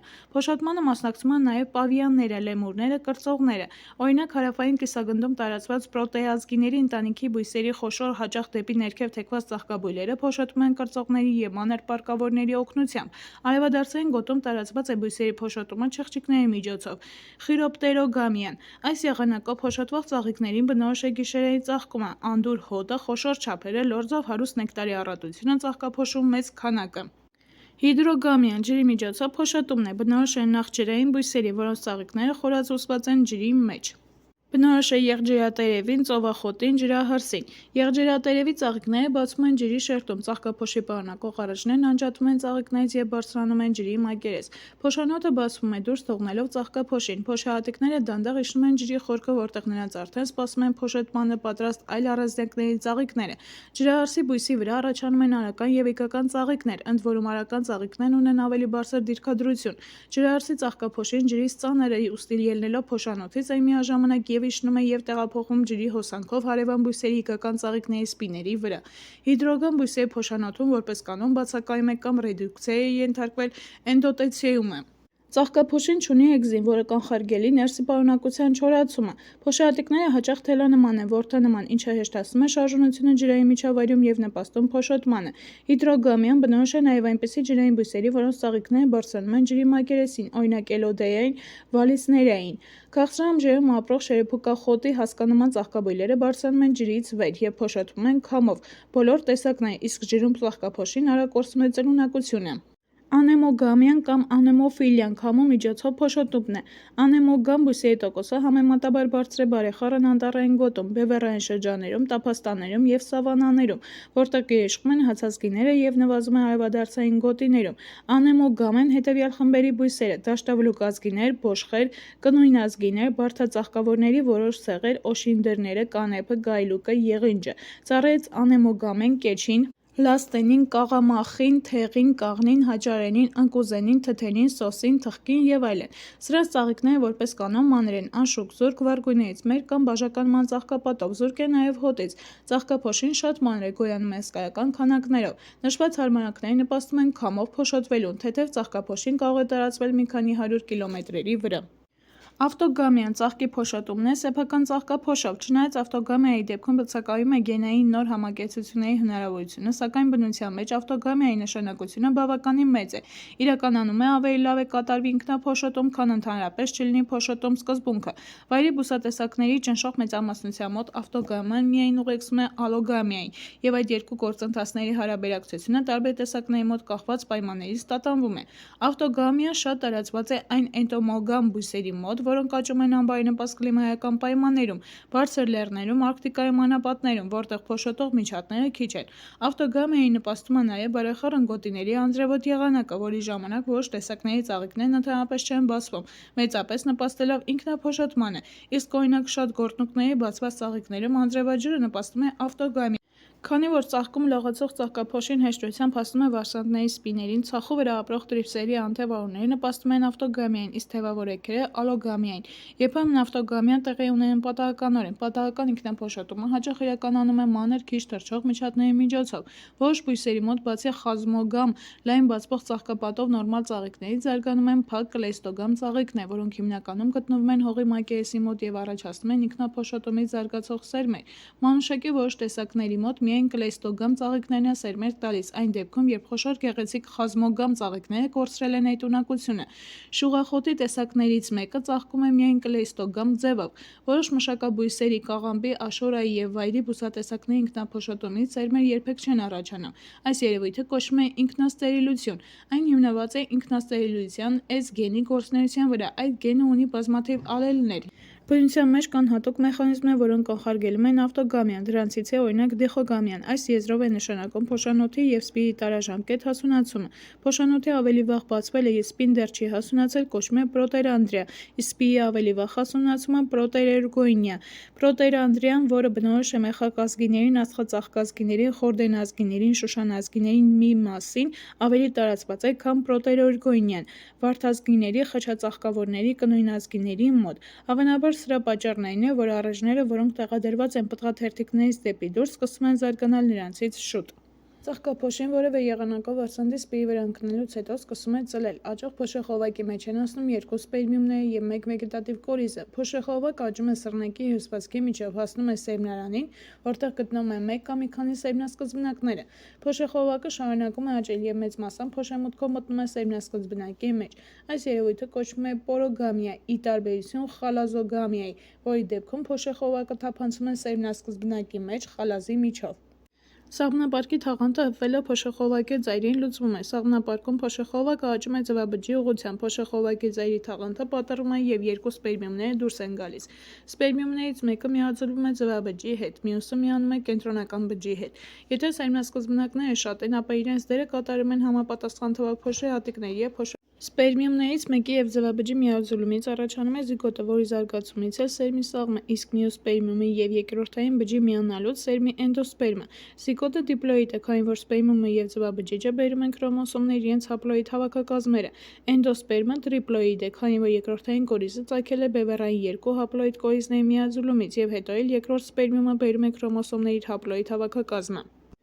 Նկարագրված գործընթացը կոչվում է կրկնակի բեղմնավորում։ Կրկնակի բեղմնավորումը շուշանազգիների ընտանիքի երկու ներկայացուցիչների օրինակով բացահայտել է Սերգեյ Գավրիլովիչ Նավաշինը 1898 թվականին։ Ըստ Նավաշինի պատկերացումների փոշեխովակի երկու սպերմիումները էնանտիոմորֆ են, այսինքն ունեն հայլիային համաչափություն։ Նավաշինը նաև ենթադրում է, որ թեպետ սպերմիումները զուրկ են մտրակներից, այնուամենայնիվ օժտված են որոշակի շարժունությամբ։ Չնայած այս ենթադրությունը վերջնականապես հաստատված չէ, որոշ տվյալներ կարծես թե խոսում են գիտնականի այս պատկերացումների օգտին։ Այսպես, այն ժամանակ, երբ սպերմիումները փոշեխովակով շարժվում են միայն առաջ, որոշ պլազմային ձգատելեր տեղաշարժվում են հակառակ ուղղությամբ։ Հետևաբար, սպերմիումների առաջխաղացումը հնարավոր է միայն նրանց սեփական շարժունության պարագայում։ Կրկնակի բեղմնավորման կենսաբանական նշանակությունը կայանում է նրանում, որ ծածկասերմերի էնդոսպերմի զարգացումը տեղի է ունենում միայն բեղմնավորման դեպքում, և սննդանյութերի իզուր կորուստ տեղի չի ունենում, այսինքն սնուցող հյուսվածքի տրիպլոիդ էնդոսպերմի ակտիվ զարգացումը տեղի է ունենում արդեն բեղմնավորումից հետո։ Էլ ավելի մեծ նշանակություն ունի այն փաստը, որ ծածկասերմերի էնդոսպերմը իր մեջ պարունակում է և մայրական և հայրական օրգանիզմների ժառանգական տվյալները, ի տարբերություն օրինակ մերկասերմերի, որոնց էնդոսպերմն իգական գամետոֆիտ լինելով իր բջիջներում կրում է միայն մայրական ժառանգական տեղեկատվություն։ Հնարավոր է, որ սա գոյության բազմազան պայմաններին ծածկասերմերի արտասովոր հարմարվողականության պատճառներից մեկն է։ Ծաղկափոշու հատիկը սպիի վրա ընկնելու պահից մինչև կրկնակի բեղմնավորման գործողությունը տևող ժամանակը տարբեր բույսերի համար տարբեր է։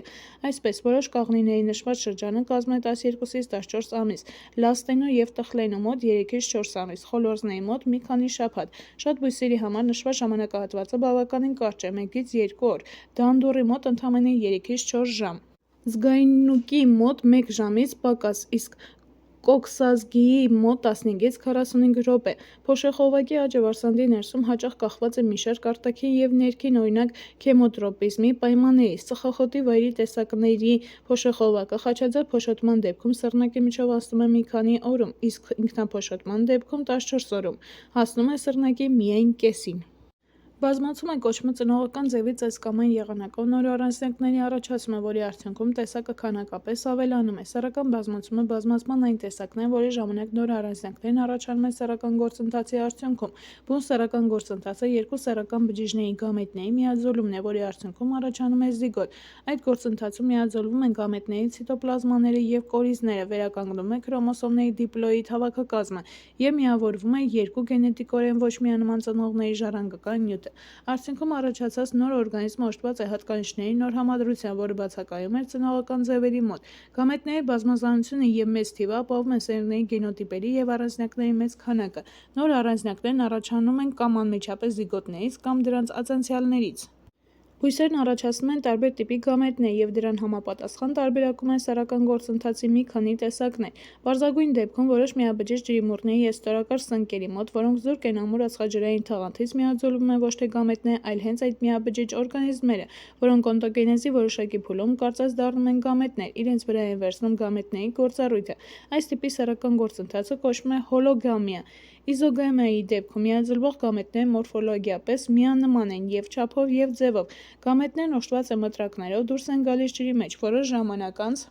միաձուլվում են, բնորոշ է ջրիմուռների և ստորակար սնկերին։ Հետերոգամիա նման է իզոգամիայի, միայն թե գամետները տարբերվում են չափերով, մեծը նիկական գամետն է, փոքրը արականը։ Հետերոգամիան տարածված է ջրիմուռների և սնկերի մոտ։ Օոգամիան բնորոշ է որոշ ստորակարգներին և բոլոր բարձրակարգերին։ Իգական գամետը խոշոր է, զուրկ մտրակներից, անշարժ, ունի սննդանյութերի մեծ պաշար, կոչվում է ձվաբջիջ։ Արական գամետը փոքր է, շարժուն, օժտված է մտրակներով, ունի խոշոր կորիզ և շատ քիչ ցիտոպլազմա, կոչվում է սպերմատոզոիդ։ Սերմնավոր բույսերի արական գամետներն էվոլյուցիայի ընթացքում կորցրել են իրենց մտրակները և կոչվում են սպերմիումներ։ Բացի նշվածից, ստորակարգ բույսերի և սնկերի մոտ հանդիպում են սեռական գործընթացի մասնագիտացված ձևեր, օրինակ սնկերի զիգոգամիան, գամետագոյմիմիան, պարկավոր սնկերի մոտ սոմատոգամիան, բազիդալ սնկերի և ջրիմուռների կոնյուգացիան։ Բույսերի մեծամասնության գամետներն առաջանում են հատուկ օրգանների՝ գամետանգիումների մեջ։ Ստորակարգների մոտ սրանք միաբջիջ են։ Այդ բջջի պարունակությունը բաժանվում է և առաջացնում գամետներ։ Բարձրակարգ բույսերի գամետանգիումները բազմաբջիջ են։ Ստորակարգ բույսերի գամետանգիումները, որոնցում առաջանում են ձվաբջիջները, կոչվում են օոգոնիումներ, իսկ բարձրակարգերի մոտ՝ արքեգոնիումներ։ Արական սեռական օրգանների երկու խմբի մոտ էլ կոչվում են անթերիդիումներ։ Ծաղկավոր բույսերի սաղմը կարող է առաջանալ սաղմնապարկե չբեղմնավորված տարրերից, սերմնասկզբնակի նուցելիուսի բջիջներից կամ ինտեգումենտներից։ Այն երևույթը, երբ ապագա բույսի սաղմը առաջանում է առանց բեղմնավորման գամետների կորիզների միաձուլման, հայտնի է ապոմիքսիս անվամբ։ Ապոմիքսիսը լայնորեն տարածված է բուսական աշխարհում։ Այն հիմնականում բնորոշ է էվոլյուցիոն առումով երիտասարդ ընտանիքներին։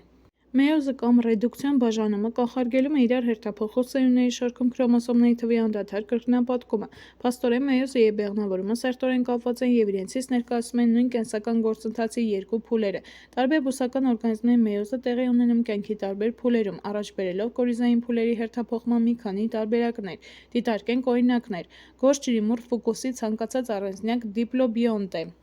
Սեռասուն բույսերն առաջացնում են օոգոնիումներ և անթերիդիումներ, որոնցում գամետների առաջացումը տեղի է ունենում մեյոզի արդյունքում։ Հետագայում ջրային միջավայրում ձվաբջիջների և սպերմատոզոիդների միաձուլումից առաջանում են դիպլոիդ զիգոտներ, որոնք սկիզբ են տալիս ֆուկուսի նոր բույսերի։ Այսպես տեղի է ունենում տեսակի վերարտադրում։ Այսպիսով ֆուկուսի ցանկացած բույս կյանքի ցանկացած պահին իրենից ներկայացնում է դիպլոբիոնտ, այսինքն տեսակի կենսական ցիկլի դիպլոֆուլը։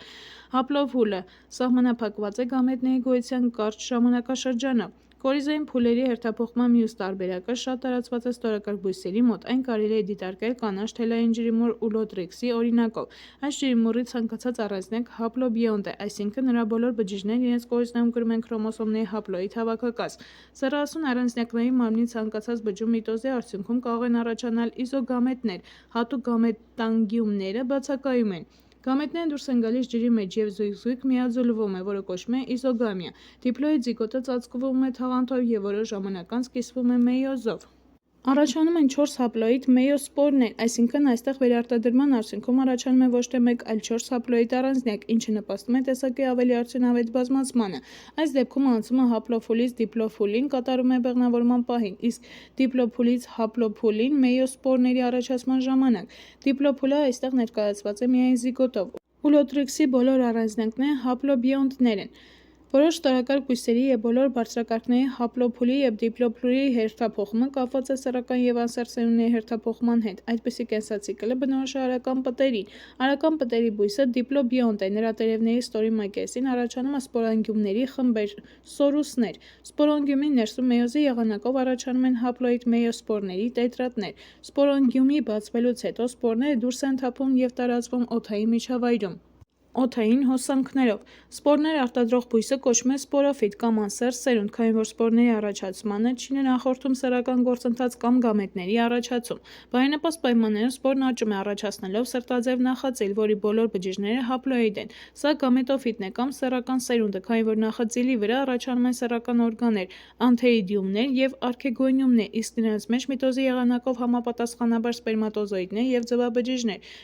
Բեղմնավորումը տեղի է ունենում խոնավ միջավայրում։ Դիպլոիդ զիգոտը մնում է արքեգոնիումի որովայնում, կիսվում է միտոտիկ կիսումներով, սկիզբ տալով սաղմին։ Դա նոր սպորոֆիտի սաղմն է, որը սկզբում զարգանում է նախածիլի հաշվին, հետո առաջացնում առաջին տերևների և հավելյալ արմատը և անցնում ինքնուրույն կյանքի, իսկ նախածիլը մահանում է։ Այսպիսով պտերի մոտ դիտվում է ոչ միայն կորիզային փուլերի օրինաչափ հերթափոխում, այլև արտաքին տեսքով և գործառույթներով բոլորովին տարբեր երկու ինքնուրույն սերունդների առաջացում՝ անսեռ դիպլոիդ սպորոֆիտ և սեռական հապլոիդ գամետոֆիտ։ Այստեղ իրար նմանի վերարտադրությունը կատարվում է մեկ սերնդից հետո, և սրանով պտերի վերարտադրման ցիկլը տարբերվում է վերը նկարագրվածներից, որոնք տեղի են ունենում առանց սերնդափոխության։ Տվյալ դեպքում դիտվում է հետերոմորֆ սերնդափոխություն, քանի որ սպորոֆիտը և գամետոֆիտը խիստ տարբերվում են կյանքի տևողությամբ, չափսերով, կառուցվածքով։ Անսեռ սերնդի կենսաբանական իմաստը նրանում է, որ արտադրվում է միլիոնավոր մեյոսպորներ։ Արդյունքում խիստ աճում է տեսակի բազմացման ունակությունը։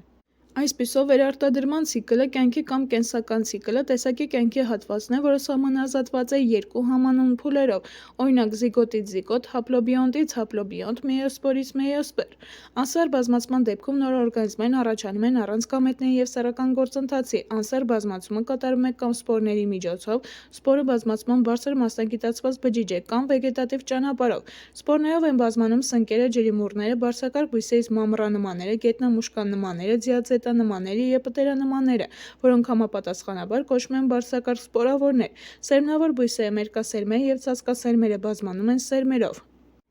Սպորները մասնագիտացված բջիջներ են, որոնք առաջանում են միտոզի կամ մեյոզի եղանակով և կոչվում են միտոսպորներ կամ մեյոսպորներ։ Ըստ առաջացման տեղի տարբերակում են էնդոսպորներ, որոնք ձևավորվում են սպորանգյումի ներսում, և էկզոսպորներ, որոնք առաջանում են բույսի մարմնի մակերեսին։ Օրինակ մտրակներ կրող սպորները, զոոսպորները, որոնք լողում են ջրում և բնորոշ են թե ջրիմուռներին, թե սնկերին, էնդոսպորներ են, իսկ սնկերին հատուկ կոնիդիաները, օրինակ բորբոսասնկերի մոտ, էկզոսպորներ են։ Ցամաքային բույսերի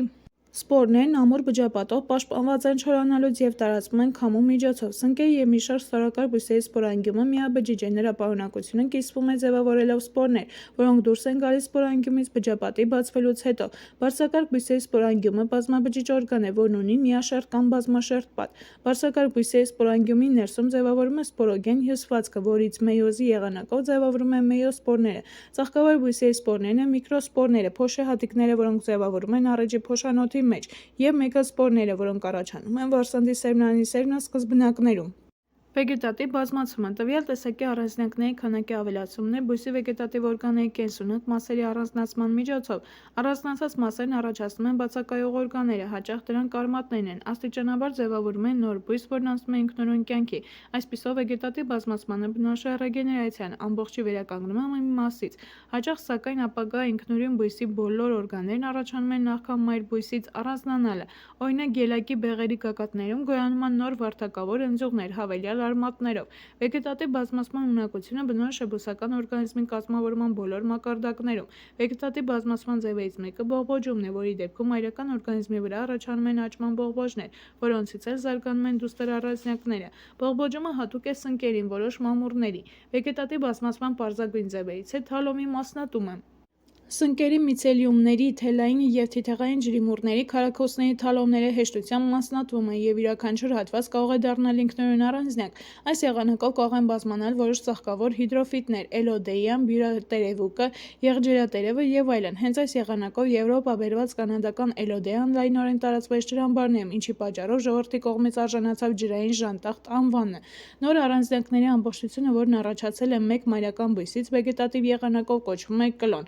Ծաղկավոր բույսերի կլոնը կարող է առաջանալ ճյուղավորված կոճղարմատի հին մասերի աստիճանական քայքայման ժամանակ, օրինակ հովտաշուշանի, սեզի, բոշղի, հապալասենի մոտ, խիտ թփի մասնատման դեպքում, երբեմն վերգետնյա և ստորգետնյա ստոլոների գագաթներում, պալարների և սոխուկների առաջացման եղանակով։ Այս բոլոր դեպքերում ռեգեներացիայի աղբյուր են հանդիսանում բողբոջները։ Վեգետատիվ բազմացման հաջողությունը մեծապես կախված է ընձյուղային մասերի արմատաառաջացման ունակությունից։ Կլոնի դուստր առանձնյակները հաճախ կրում են մայր բույսի տարիքային կնիքը։ Եթե բաժանվում է ծերացող առանձնյակը, ապա նրա կլոն սերունդը արագ ծերանում է, չառաջացնելով ծաղիկներ և պտուղներ, իսկ այն դեպքում, երբ առաջանում են վեգետատիվ բազմացման մասնագիտացված օրգաններ, օրինակ սոխուկներ, կլոնի առանձնյակներն էապես երիտասարդանում են, իրենց ֆիզիոլոգիական վիճակով մոտենալով սերմից զարգացող բույսին։ Բնության մեջ վեգետատիվ բազմացումը շատ մեծ դեր ունի որոշ տեսակների կողմից նոր տարածքներ զբաղեցնելու առումով։ Բնական վեգետատիվ բազմացումը հաճախ հանդիսանում է սերմերով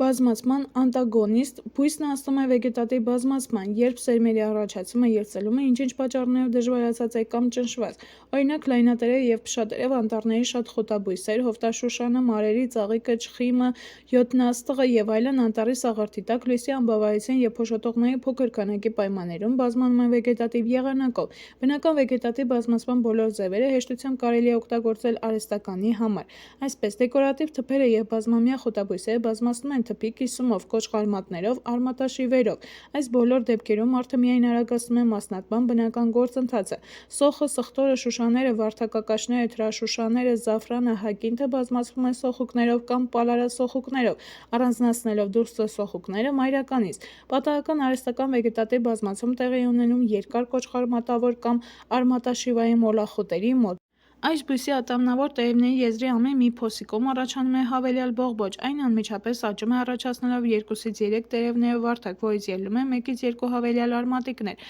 Վարդակներն ընկնում են տերևի վրայից, ամրանում են հողում, աճում և առաջացնում են երիտասարդ բույսեր։ Արտագնա բողբոջները բնորոշ են նաև ցողիկին, նրանք առաջանում են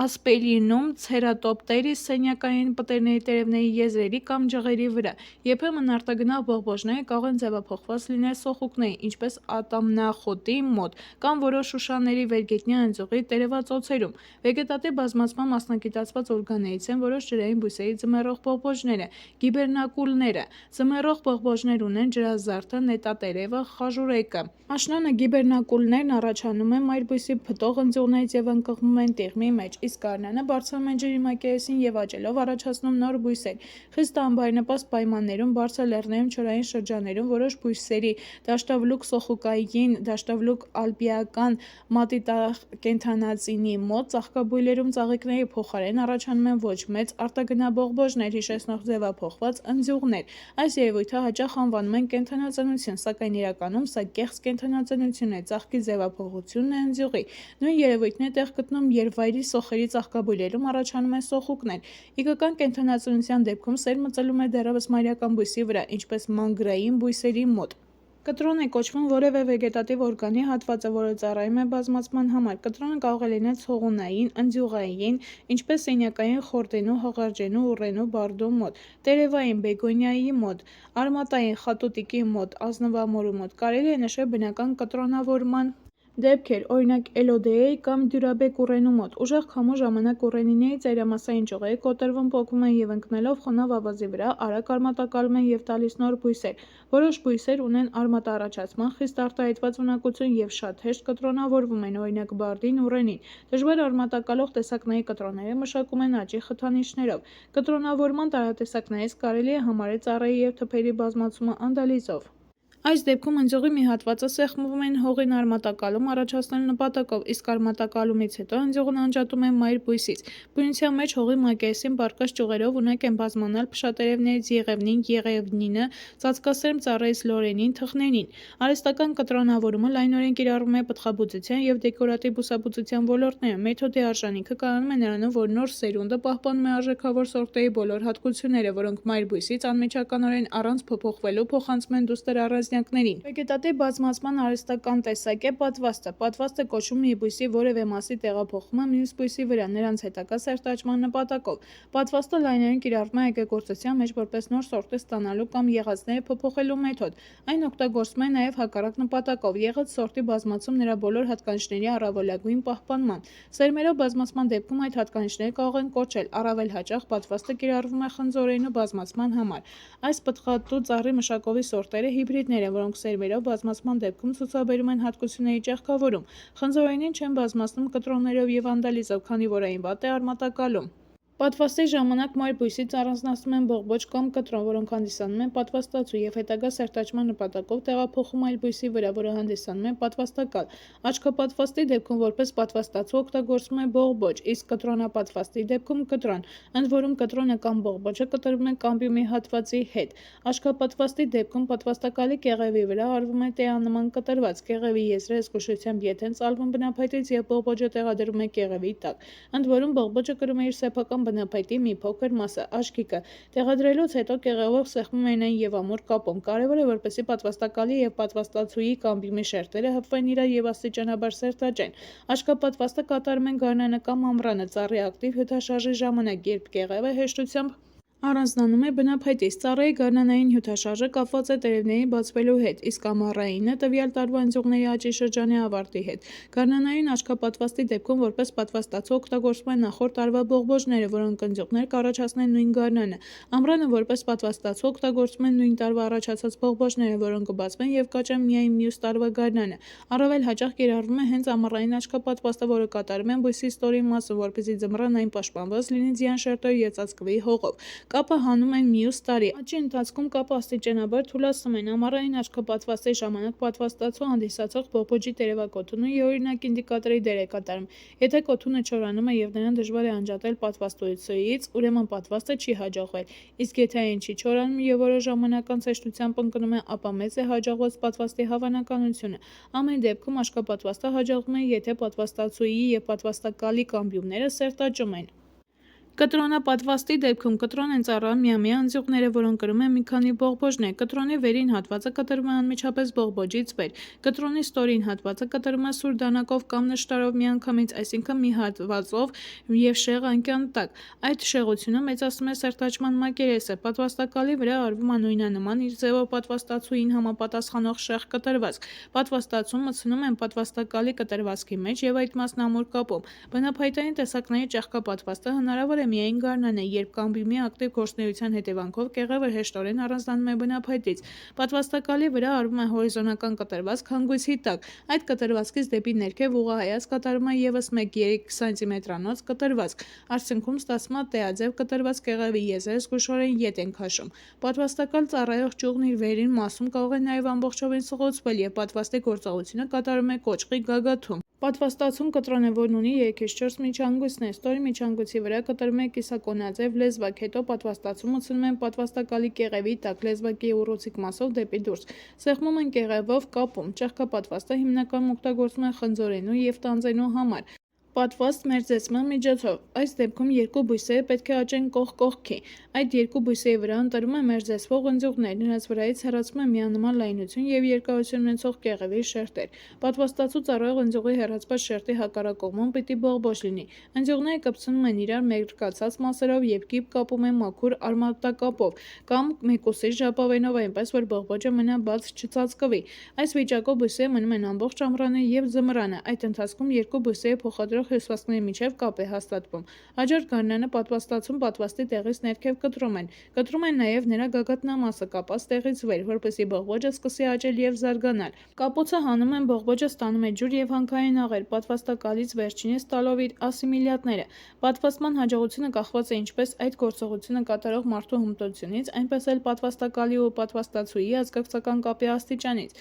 Առավել հեշտ են պատվաստվում նույն տեսակի սորտերը, ավելի դժվար նույն ընտանիքի ցեղերը և տեսակները։ Գրեթե չեն պատվաստվում տարբեր ընտանիքների բույսերը։ Պատվաստը չի ստացվում միաշաքիլավորների և երկշաքիլավորների միջև։ Հաճախ են կատարվում հետևյալ պատվաստները՝ տանձենի, սերկևիլենի, ծիրանենի, սալորենի, մորմազգիների ներկայացուցիչների միջև, լոլիկի, կարտոֆիլի, տակդեղի, ծխախոտի և այլն, դդմազգիների միջև, ձմերուկը, դդումը, սեխը, վարունգը և այլն։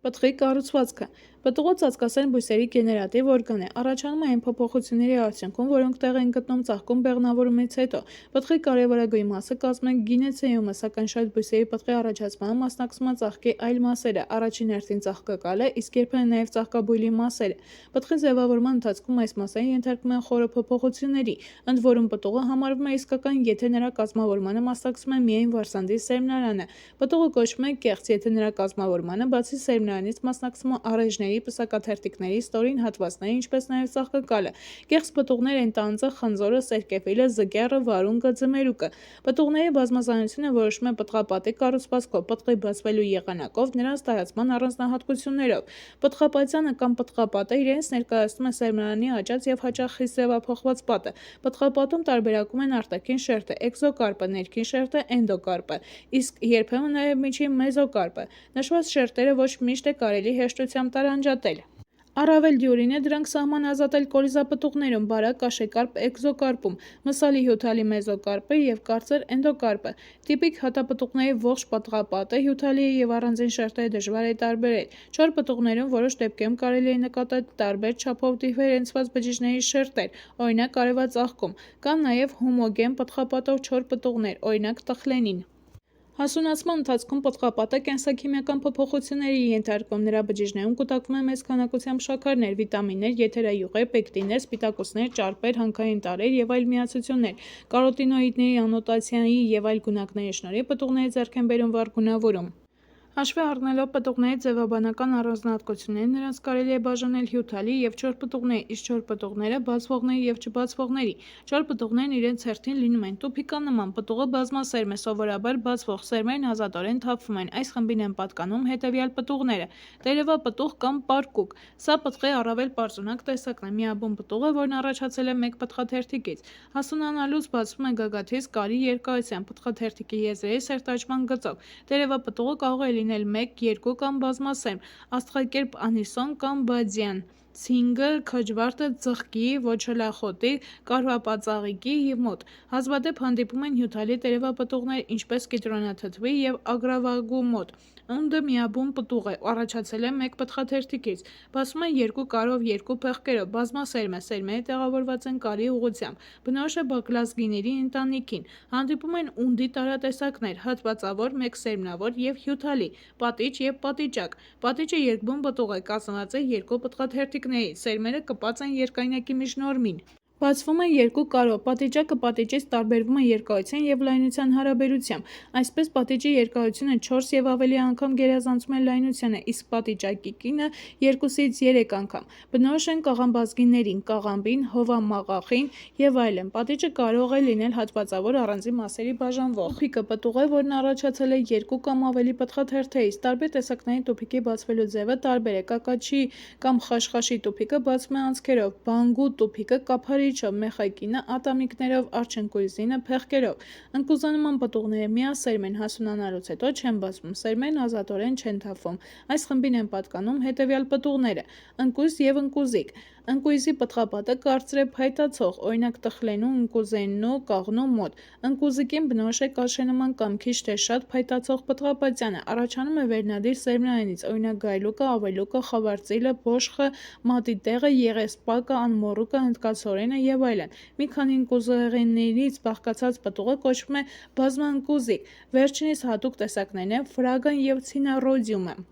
Ֆրագան բնորոշ է գետնամորուն և ելակին, նրանց բազմաթիվ ընկուզիկները զարգանում են բազմաթիվ վարսանդներից և տեղավորված են խիտ աճած մսալի և հյութալի ծաղկակալի մակերեսին։ Ցինառոդիումը բնորոշ է մասրենի կամ վարդենի ցեղի տեսակներին։ Այս դեպքում ընկուզիկները գտնվում են գերաճած ծաղկակալի ներքին մակերեսին, որը հասունացման ընթացքում ձեռք է բերում գոգավոր ձև։ Այսպիսով ֆրագան և ցինառոդիումը կեղծ հատապտուղներ են։ Սերմիկը պտղապատը կաշեկարպ է, սերմը չի սերտաճում պտղապատի հետ, օրինակ արևածաղիկը։ Հրանունգի գորտնուկը բարդ գինեցեումից, վարսանդները առաջանում է բարդ սերմիկ պտուղ։ Թևապտուղը սերմիկ է, որի պտղապատը կրում է կաշենման կամ թեփուկանման, թեփիկ հիշեցնող ելուստ, բնորոշ է թխկուն, թեխուն, հացենուն, այլանդին կամ երկնածառին։ Հատիկի պտղապատը կաշեկերպ է, սերտաճած է սերմնամաշկի հետ, օրինակ աշորան, դաշտավլուկազգիները։ Չոր պտուղների խմբում կարելի է առանձնացնել նաև տրոհվող պտուղները, որոնք մասնատվում են բներով լայնակի կեղծ միջնորմերով տրոհվելով միասերմ հատվածների, օրինակ տրոհվող ընկուզիկը, տրոհվող թևապտուղը, հատվածավոր պատիճը, վայրի կամ բողկը։ Հյութալի պտուղները լինում են հատապտղանման, հյութալի պտղապատով, առանց կորիզի, հիմնականում բազմասերմ։ Հատապտուղը ողջ պտղապատը բացառությամբ բարակ վերնամաշկի, էկզոկարպի հյութալի է, մսալի, օրինակ լոլիկը, բանանը, կարտոֆիլը։ Խնձորապտուղը կեղծ պտուղ է, որի առաջացմանը բացի սերմնարանից մասնակցում է ծաղկի այլ մասերը, ներառյալ ծաղկակալը, օրինակ խնձորենին, տանձենին, արոսենին, սերկևիլը, զկեռնը։ Դդումը պտուղ է, որը զարգանում է ցածրադիր սերմնարանից, բաղկացած է 3 պտղաթերթիկներից, էկզոկարպը կարծր է։ Մասամբ փայտացող, օրինակ ձմերուկը, դդումը, սեխը, վարունգը։ Նարնջենին կամ թուրինջենի բնորոշ է ցիտրուսայիններին, օրինակ սատապազգիներին։ Նարնջենու արտաքին շերտն ունի հատուկ զետեղարաններ, որտեղ կուտակվում են եթերային յուղեր, մեզոկարպը չոր է, սպունգանման, սպիտակ, իսկ էնդոկարպը մսալի է և հյութալի։ Կորիզապտղանման պտուղներն ունեն փայտացող էնդոկարպ, կորիզ հաճախ միասերմ են։ Կորիզապտղի պտղապատը բաժանված է 3 մասի՝ բարակ մաշկի, մսալի և հյութալի մեզոկարպի և փայտացած էնդոկարպի կորիզից։ Բնորոշ է բալենուն, դեղցենուն, սալորենուն, ալոճենուն, ծիրանենուն։ Բազմակորիզապտուղը ապոկարպ հյութալի պտուղ է, այն բաղկացած է բազմաթիվ փոքրիկ կորիզապտուղներից, որոնք զարգացել են մեկ ծաղկի բազմավարսանք գինեցեումից։ Բնորոշ է մոշենուն, մռամոշուն, ազնվամորուն։ Չոր կորիզապտուղը հանդիպում է շատ հազվադեպ, օրինակ նշենու մոտ։ Մեկ ծաղկաբույլի հասուն պտուղների ամբողջությունը առաջացնում է պտղաբույլ, օրինակ խաղողը արոսենին, իսկ բարձր մասնագիտացված պտղաբույլը հանդես է գալիս որպես մեկ ամուր միասնական պտուղ։ Բնորոշ են մակլուրային, թզենուն, թթենուն։ Միապտղաբեր բույսերը մոնոկարպիկները մոնոմեկ և կարպոս պտուղ։ Կյանքի ընթացքում ծաղկում և պտղաբերում են միայն մեկ անգամ, որից հետո սովորաբար մահանում են։ Այս խմբին են պատկանում բոլոր միամյա և երկամյա բույսերը, իսկ բազմամյա բույսերը բնորոշ է քչերին, օրինակ ժախը, ամերիկյան ագռավին, արմավենու որոշ տեսակներին։ Բազմապտղաբեր պոլիկարպիկը, պոլիս՝ բազմաթիվ։ Բույսերն օնտոգենեզի ընթացքում ծաղկում և պտղաբերում են բազմաթիվ անգամներ։ Բազմամյա ծաղկավոր բույսերի մեծամասնությունը պոլիկարպիկներ են։ Սերմի կառուցվածքը։ Սերմը ծածկասերմ բույսերի բազմացման և տարածման մասնագիտացված օրգան է։ Սերմից սերմ բանաձևը համընդհանուր է ծաղկավոր բույսերի համար և ըստ էության բնութագրում է նրանց կենսական ցիկլը։ Ծաղիկների և պտուղների հետ միասին սերմը հանդիսանում է ռեպրոդուկտիվ օրգան։ Որպես կանոն սերմը ձևավորվում է սերմնասկզբնակից, բեղնավորումից հետո։ Որոշ դեպքերում, օրինակ ապոմիքսիսի դեպքում, սերմն առաջանում է առանց բեղնավորման։ Ծաղկավոր բույսերի սերմը պարփակված է պտղում, որը ձևավորվում է վարսանդի սերմնարանից։ Որպես կանոն սերմը բաղկացած է սաղմից, էնդոսպերմից և սերմնամաշկից։ Սաղմն առաջանում է զիգոտից, որը կրում է քրոմոսոմների դիպլոիդ հավաքակաց։ Էնդոսպերմը տրիպլոիդ է։ Սաղմը նոր բույսի սկզբնակն է, հիմնականում բաղկացած է մերիստեմային հյուսվածքից։ Էնդոսպերմի գործառույթը սաղմի սնուցումն է, քանի որ սաղմը հետերոտրոֆ է։ Սկզբնական շրջանում մետաբոլիկ ակտիվությամբ օժտված էնդոսպերմը փոխանցում է սաղմի մայրական օրգանիզմից ստացվող նյութերը, շուտով այդ ակտիվությունը մարում է և էնդոսպերմում սկսվում է պաշարային սննդանյութերի կուտակումը։ Տարբեր ծաղկավոր բույսերի հասուն սերմում սաղմի և էնդոսպերմի չափերի հարաբերությունը, սաղմի դիրքը և ուրվագծերը խիստ տարբերվում են։ Մի դեպքում մագնոլիազգիների, շշանազգիների, արմավենիների սաղմը շատ փոքր է, իսկ էնդոսպերմը զբաղեցնում է սերմի գրեթե ողջ ծավալը։ Մյուս դեպքում խնձորենի նշենու մոտ հասուն սերմում սաղմն այնքան է մեծանում, որ կլանում է էնդոսպերմը, վերջինս մնում է միայն բջիջների մի փոքր շերտ, սերմնամաշկի տակ կամ ընդհանրապես ոչինչ չի մնում։ Այս դեպքում հասուն սերմը բաղկացած է միայն սաղմից և սերմնամաշկից, բնորոշ է թիթեռնածաղկավորներին, բարդածաղկավորներին, դդմազգիներին։ Նշված ծայրահեղությունների միջև կան բոլոր անցումային ձևերը։ Ծաղկավոր բույսերի մեծամասնության սերմը, անկախ պատկանելիությունից, երկշաքիլավորների կամ միաշաքիլավորների դասերին, ունի էնդոսպերմ։ Եթե էնդոսպերմը կլանվում է սաղմի կողմից, ապա սաղմի գործառույթներն ընդլայնվում են, քանի որ հենց ինքը, իսկ առավել հաճախ նրա շաքիլները, սաղմնային տերևիկները դառնում են պաշարանյութերի զետեղարան։ Որոշ սերմերում պաշարանյութերը կուտակվում են նաև պերիսպերմում, որը գտնվում է սերմնամաշկի տակ և առաջանում է սերմնասկզբնակի նուցելիուսից, այսինքն ունի միայն մայրական ծագում։ Սև պղպեղի սերմում առկա է փոքր էնդոսպերմ և հզոր պերիսպերմ։ Այսպիսի կառուցվածք ունեն նաև նունուֆարի սերմերը։ Մեխակազգիների և թելուկազգիների էնդոսպերմը ամբողջովին կլանվում է։ Իսկ պերիսպերմը աճում է։ Էնդոսպերմը և պերիսպերմը կատարելը միանման գործառույթ անալոգ են, բայց ոչ հոմոլոգ, քանի որ տարբերվում են ծագմամբ։ Սերմնամաշկը սովորաբար բազմաշերտ է և միշտ առկա է սերմում։ Այն պաշտպանում է սերմը չորանալուց, վաղաժամ ծլելուց, մեխանիկական վնասվածքներից, մանրէներից և այլ անբարենպաստ ազդեցություններից։ Սերմնամաշկի վրա հաճախ առաջանում են սերմի տարածմանը նպաստող մազիկներ, ինչպես բարդու, ուռենու, բամբակենու մոտ կամ թռչուններին գրավող ածանցյալներ, իլենու մոտ։ Սերմնամաշկի վրա կարող են առաջանալ նաև մսալի ելուստներ։ Դա բնորոշ է այն բույսերին, որոնց սերմերը տարածվում են մրջյունների միջոցով, սա կոչվում է միրմեկոխոր։ Սերմնամաշկի հաստությունը և ամրությունը կախված են պտղապատի բնույթից։ Եթե այն հաստ է, կարծր անթափանցելի, ապա սերմնամաշկը բարակ է, օրինակ բալենու, արևածաղկի, կաղնու մոտ։ Հակառակ դեպքում սերմնամաշկը հաստ է և փայտացող, օրինակ խաղողի, բամբակենու մոտ։ Սերմի ծլման սկզբնական շրջանում սերմնամաշկի բջիջները հաճախ լոզնանում են, նպաստելով սերմի ամրացմանը, հողին և խոնավության կուտակմանը, օրինակ կտավատի կամ վուշի մոտ։ Սերմնամաշկի վրա կարելի է նկատել շատ փոքրիկ մի անցք, դա միկրոպիլեն է կամ սերմնամուտքը, որով անցնում է ջրի առաջին բաժինը։ Սովորաբար սաղմնային արմատիկը շրջված է իր գագաթով դեպի միկրոպիլեն և ծլման ընթացքում դուրս է գալիս նրա միջով, եթե սերմնամաշկը դեռ չի ճաքել կամ ճեղքվել։ Բազմասերմ պտուղներից թափվող սերմերի սերմնամաշկի վրա երևում է սերմնասպին, որը սերմնակոթունին ֆունիկուլուսին սերմի կպչելու տեղն է։ Էնդոսպերմը սովորաբար բաղկացած է պահեստող հյուսվածքի խոշոր բջիջներից։ Հատիկավոր կամ օսլայակիր էնդոսպերմում գերակշռողը երկրորդային օսլան է։ Յուղատու էնդոսպերմում ճարպայուղեր է, հաճախ ալերիոնային հատիկների ձևով կուտակվող սպիտակուցների համադրությամբ, օրինակ գիրիկի ծծկանեփի մոտ։ Դաշտավլուսկազգիների և բարդածաղկավորների ընտանիքների ներկայացուցիչների էնդոսպերմի արտաքին մասը ներկայացված է հատուկ մանրաբջիջ ալեյրոնային շերտով, որի բջիջները պարունակում են սպիտակուցային ալեյրոնային հատիկներ։ Ընդհանուր առմամբ սերմերը հարուստ են ածխաջրերով, սպիտակուցներով, ճարպերով, հանքային նյութերով, վիտամիններով։ Բացի դրանից սերմերում կա մի շարք ֆերմենտներ, որոնց գործառույթն է սերմերի պաշարնյութերի փոխակերպումը զարգացող սաղմի համար մաչելի և հեշտ յուրացվող ձևերի։ Սերմերի հասունացման ժամանակ բջիջները խիստ ջրազրկվում են, և էնդոսպերմը երբեմն դառնում է շատ պինդ, ամուր, ապակենման և անգամ քարանման, ինչպես փյունիկյան արմավենու մոտ, որի սերմերի հիմնական պաշարնյութը հեմիցելյուլոզն է։ Ընդհանուր առմամբ ծածկասերմերի մոտ գերիշխում են յուղատու սերմերը, քանի որ ճարպերն առավել հարուստ են էներգիայով։ Սերմերի ուռչելու ընթացքում ֆերմենտների ազդեցությամբ էնդոսպերմի օրգանական նյութերը հիդրոլիզվում են և ծլման գործընթացում կլանվում սաղմի կողմից։ Դրանից հետո էնդոսպերմի բջիջները քայքայվում են։ Հասուն սաղմը բաղկացած է առանցքից, սաղմնային ցողունիկից, շաքելներից կամ սաղմնային տերևիկներից, որոնք երկշաքելավորների մոտ թվով երկուսն են, իսկ միաշաքելավորների մոտ մեկը, և սաղմնային արմատիկից, որը սովորաբար ներկայացված է արմատապատյանով պաշտպանված աճման կոնով։ Սաղմնային ցողունիկի գագաթում գտնվում է ընձյուղի աճման կետը։ Այն ներկայացված է մերիստեմով և հաճախ ունի ուռուցիկ ձև։ Երբեմն ընձյուղի գագաթում արդեն հիմնադրված են շաքելներին հաջորդող տերևների սաղմերը։ Առանցքային մասը, որտեղից ելնում են շաքելները, կոչվում է շաքելային հանգույց։ Նրանից ներքև գտնվում է հիպոկոտիլը կամ ենթաշաքելային ծունկը, որին հաջորդում են արմատավզիկի հատվածը և սաղմնային արմատիկը։ Երբ սերմը ծլում է և առաջանում են առաջին վեգետատիվ տերևները, տեսանելի է դառնում ցողունի հատվածը շաքելների և տերևների միջև։ Այն կոչվում է էպիկոտիլ, վերնաշաքելային ծունկ։ Ծլելու ընթացքում շաքելների բջիջներում կուտակված պաշարնյութերը գրեթե ամբողջովին ծախսվում են։ Եթե շաքելները դուրս են գալիս հողի մակերես, ինչպես լոբու, լուպինի, սոյայի մոտ, ապա կանաչում են, իսկ եթե մնում են հողում, ինչպես վոլորի, սիսեռի, բակլայի,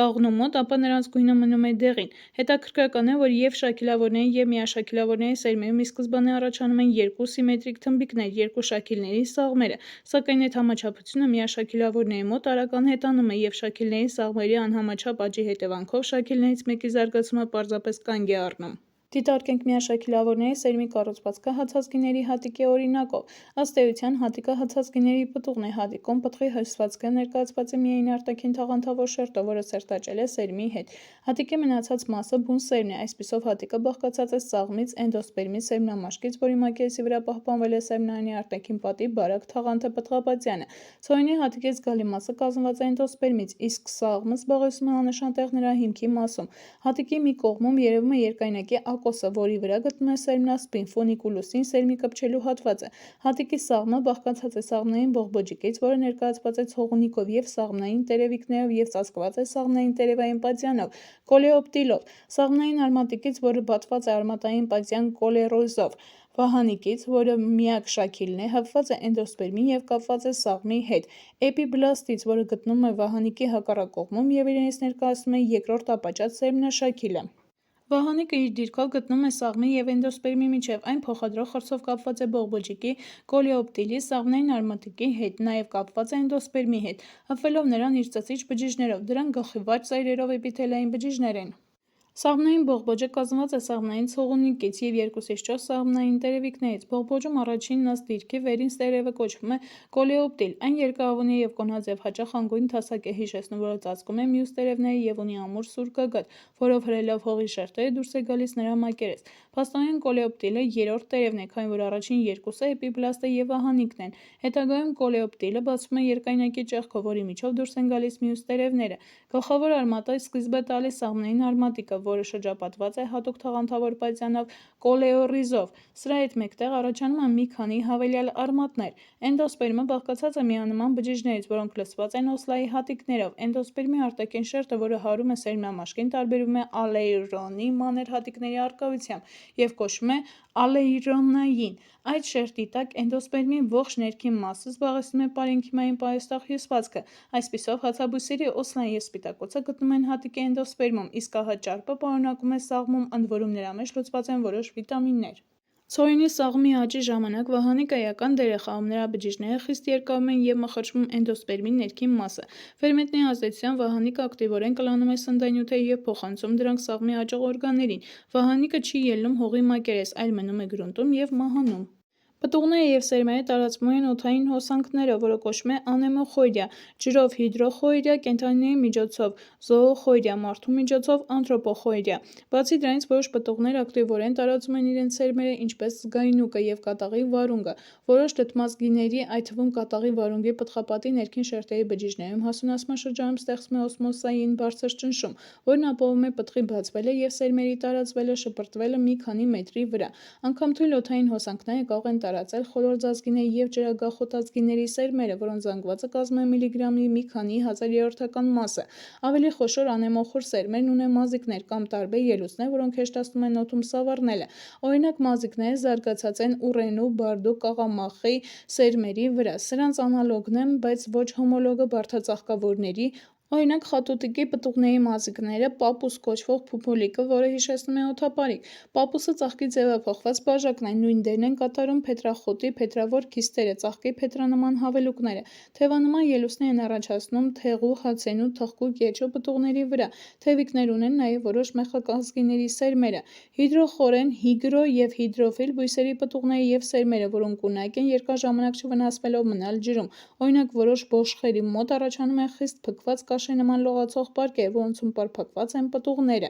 Զոխոր և անթրոպոխոր պտուղները կարող են լինել և չոր, և հյութալի։ Չոր զոոխոր պտուղները կրում են տարածմանը նպաստող բազմազան կպչող ելուստներ, որոնք զարգանում են հենց պտղի մակերեսին, շնալեզվի, կպչուկի, գաղտնիքազգիների մոտ։ Հովանոցազգիներից այդպիսին են գազարի, բողի պտուղները, բարդածաղկավորներից կատվալեզվի պտուղները։ Կռատուկի պտուղների կպչող փշիկները նրա զամբյուղի փաթոծի տերևիկներն են։ Շատ հացազգիների, ցորենուկի, այծյակնի, ծաղկային թեփուկների ամուր կիստերը հեշտությամբ մխրճվում են մարդու զգեստի կամ կենդանիների մորթու մեջ, նպաստելով հասկի հատիկների տարածմանը։ Զոոխոր են համարյա բոլոր հյութալի պտուղները, նրանց մեծամասնությունը սնունդ են հանդիսանում թռչունների համար, որը կոչվում է օրնիտոխորիա։ Անվնաս և չմարսված վիճակում սերմերը դուրս են թափվում այլ վայրում։ Օրնիտոխոր սերմերը պաշտպանված են մարսվելուց քարային ամուր էնդոկարպով կամ կոշտ սերմնամաշկով։ Միրմեկոխոր են անտառային շատ բույսեր, սրանց սերմերը կրում են տարբեր մսալի ելուստներ, որոնք գրավում են մրջյուններին, օրինակ մանուշակը, անձխոտը, փայլուկը, ծիծեռնախոտը, սագասոխուկը և այլն։ Պտուղների տարածման հետ է կապված հատուկ դաշտագլոր կենսաձևի առաջացումը։ Պտուղների տարածման հետ է կապված հատուկ դաշտագլոր կենսաձևի առաջացումը։ Այս կենսաձևի բույսերին բնորոշ է գետնի մակերեսից ոչ բարձր առաջ ճյուղավորումը և պտուղների հասունացման շրջանում գնդաձև սաղարթի առաջացումը։ Գնդաձև երգետնյա զանգվածը հեշտությամբ անջատվում է ստորգետնյա մասից, քամու միջոցով գլորվում է տափաստանով, անցնում զգալի տարածություններ, համաչափ տարածելով սերմերը և ի վերջո կուտակվում է ռելիեֆի ցածրադիր վայրերում, զորակներում։ Դաշտագլորները բնորոշ են տափաստանային, կիսաանապատներին և մասապանապատներին։ Նրանք առաջացել են տարբեր ընտանիքներում, օրինակ խաչածաղկավորների ծովակաղամբը, թաթարական բարդածաղկավորներից սղոցուկը, շրթնածաղկավորներից եթովպիական եղեսպակը, շուշանազգիներից ծնեբեկը, մեխակազգիներից ցմախ, հուրանավորը և այլն, թելուկազգիներից եզնապտուղ ավազայինը, հովանոցազգիներից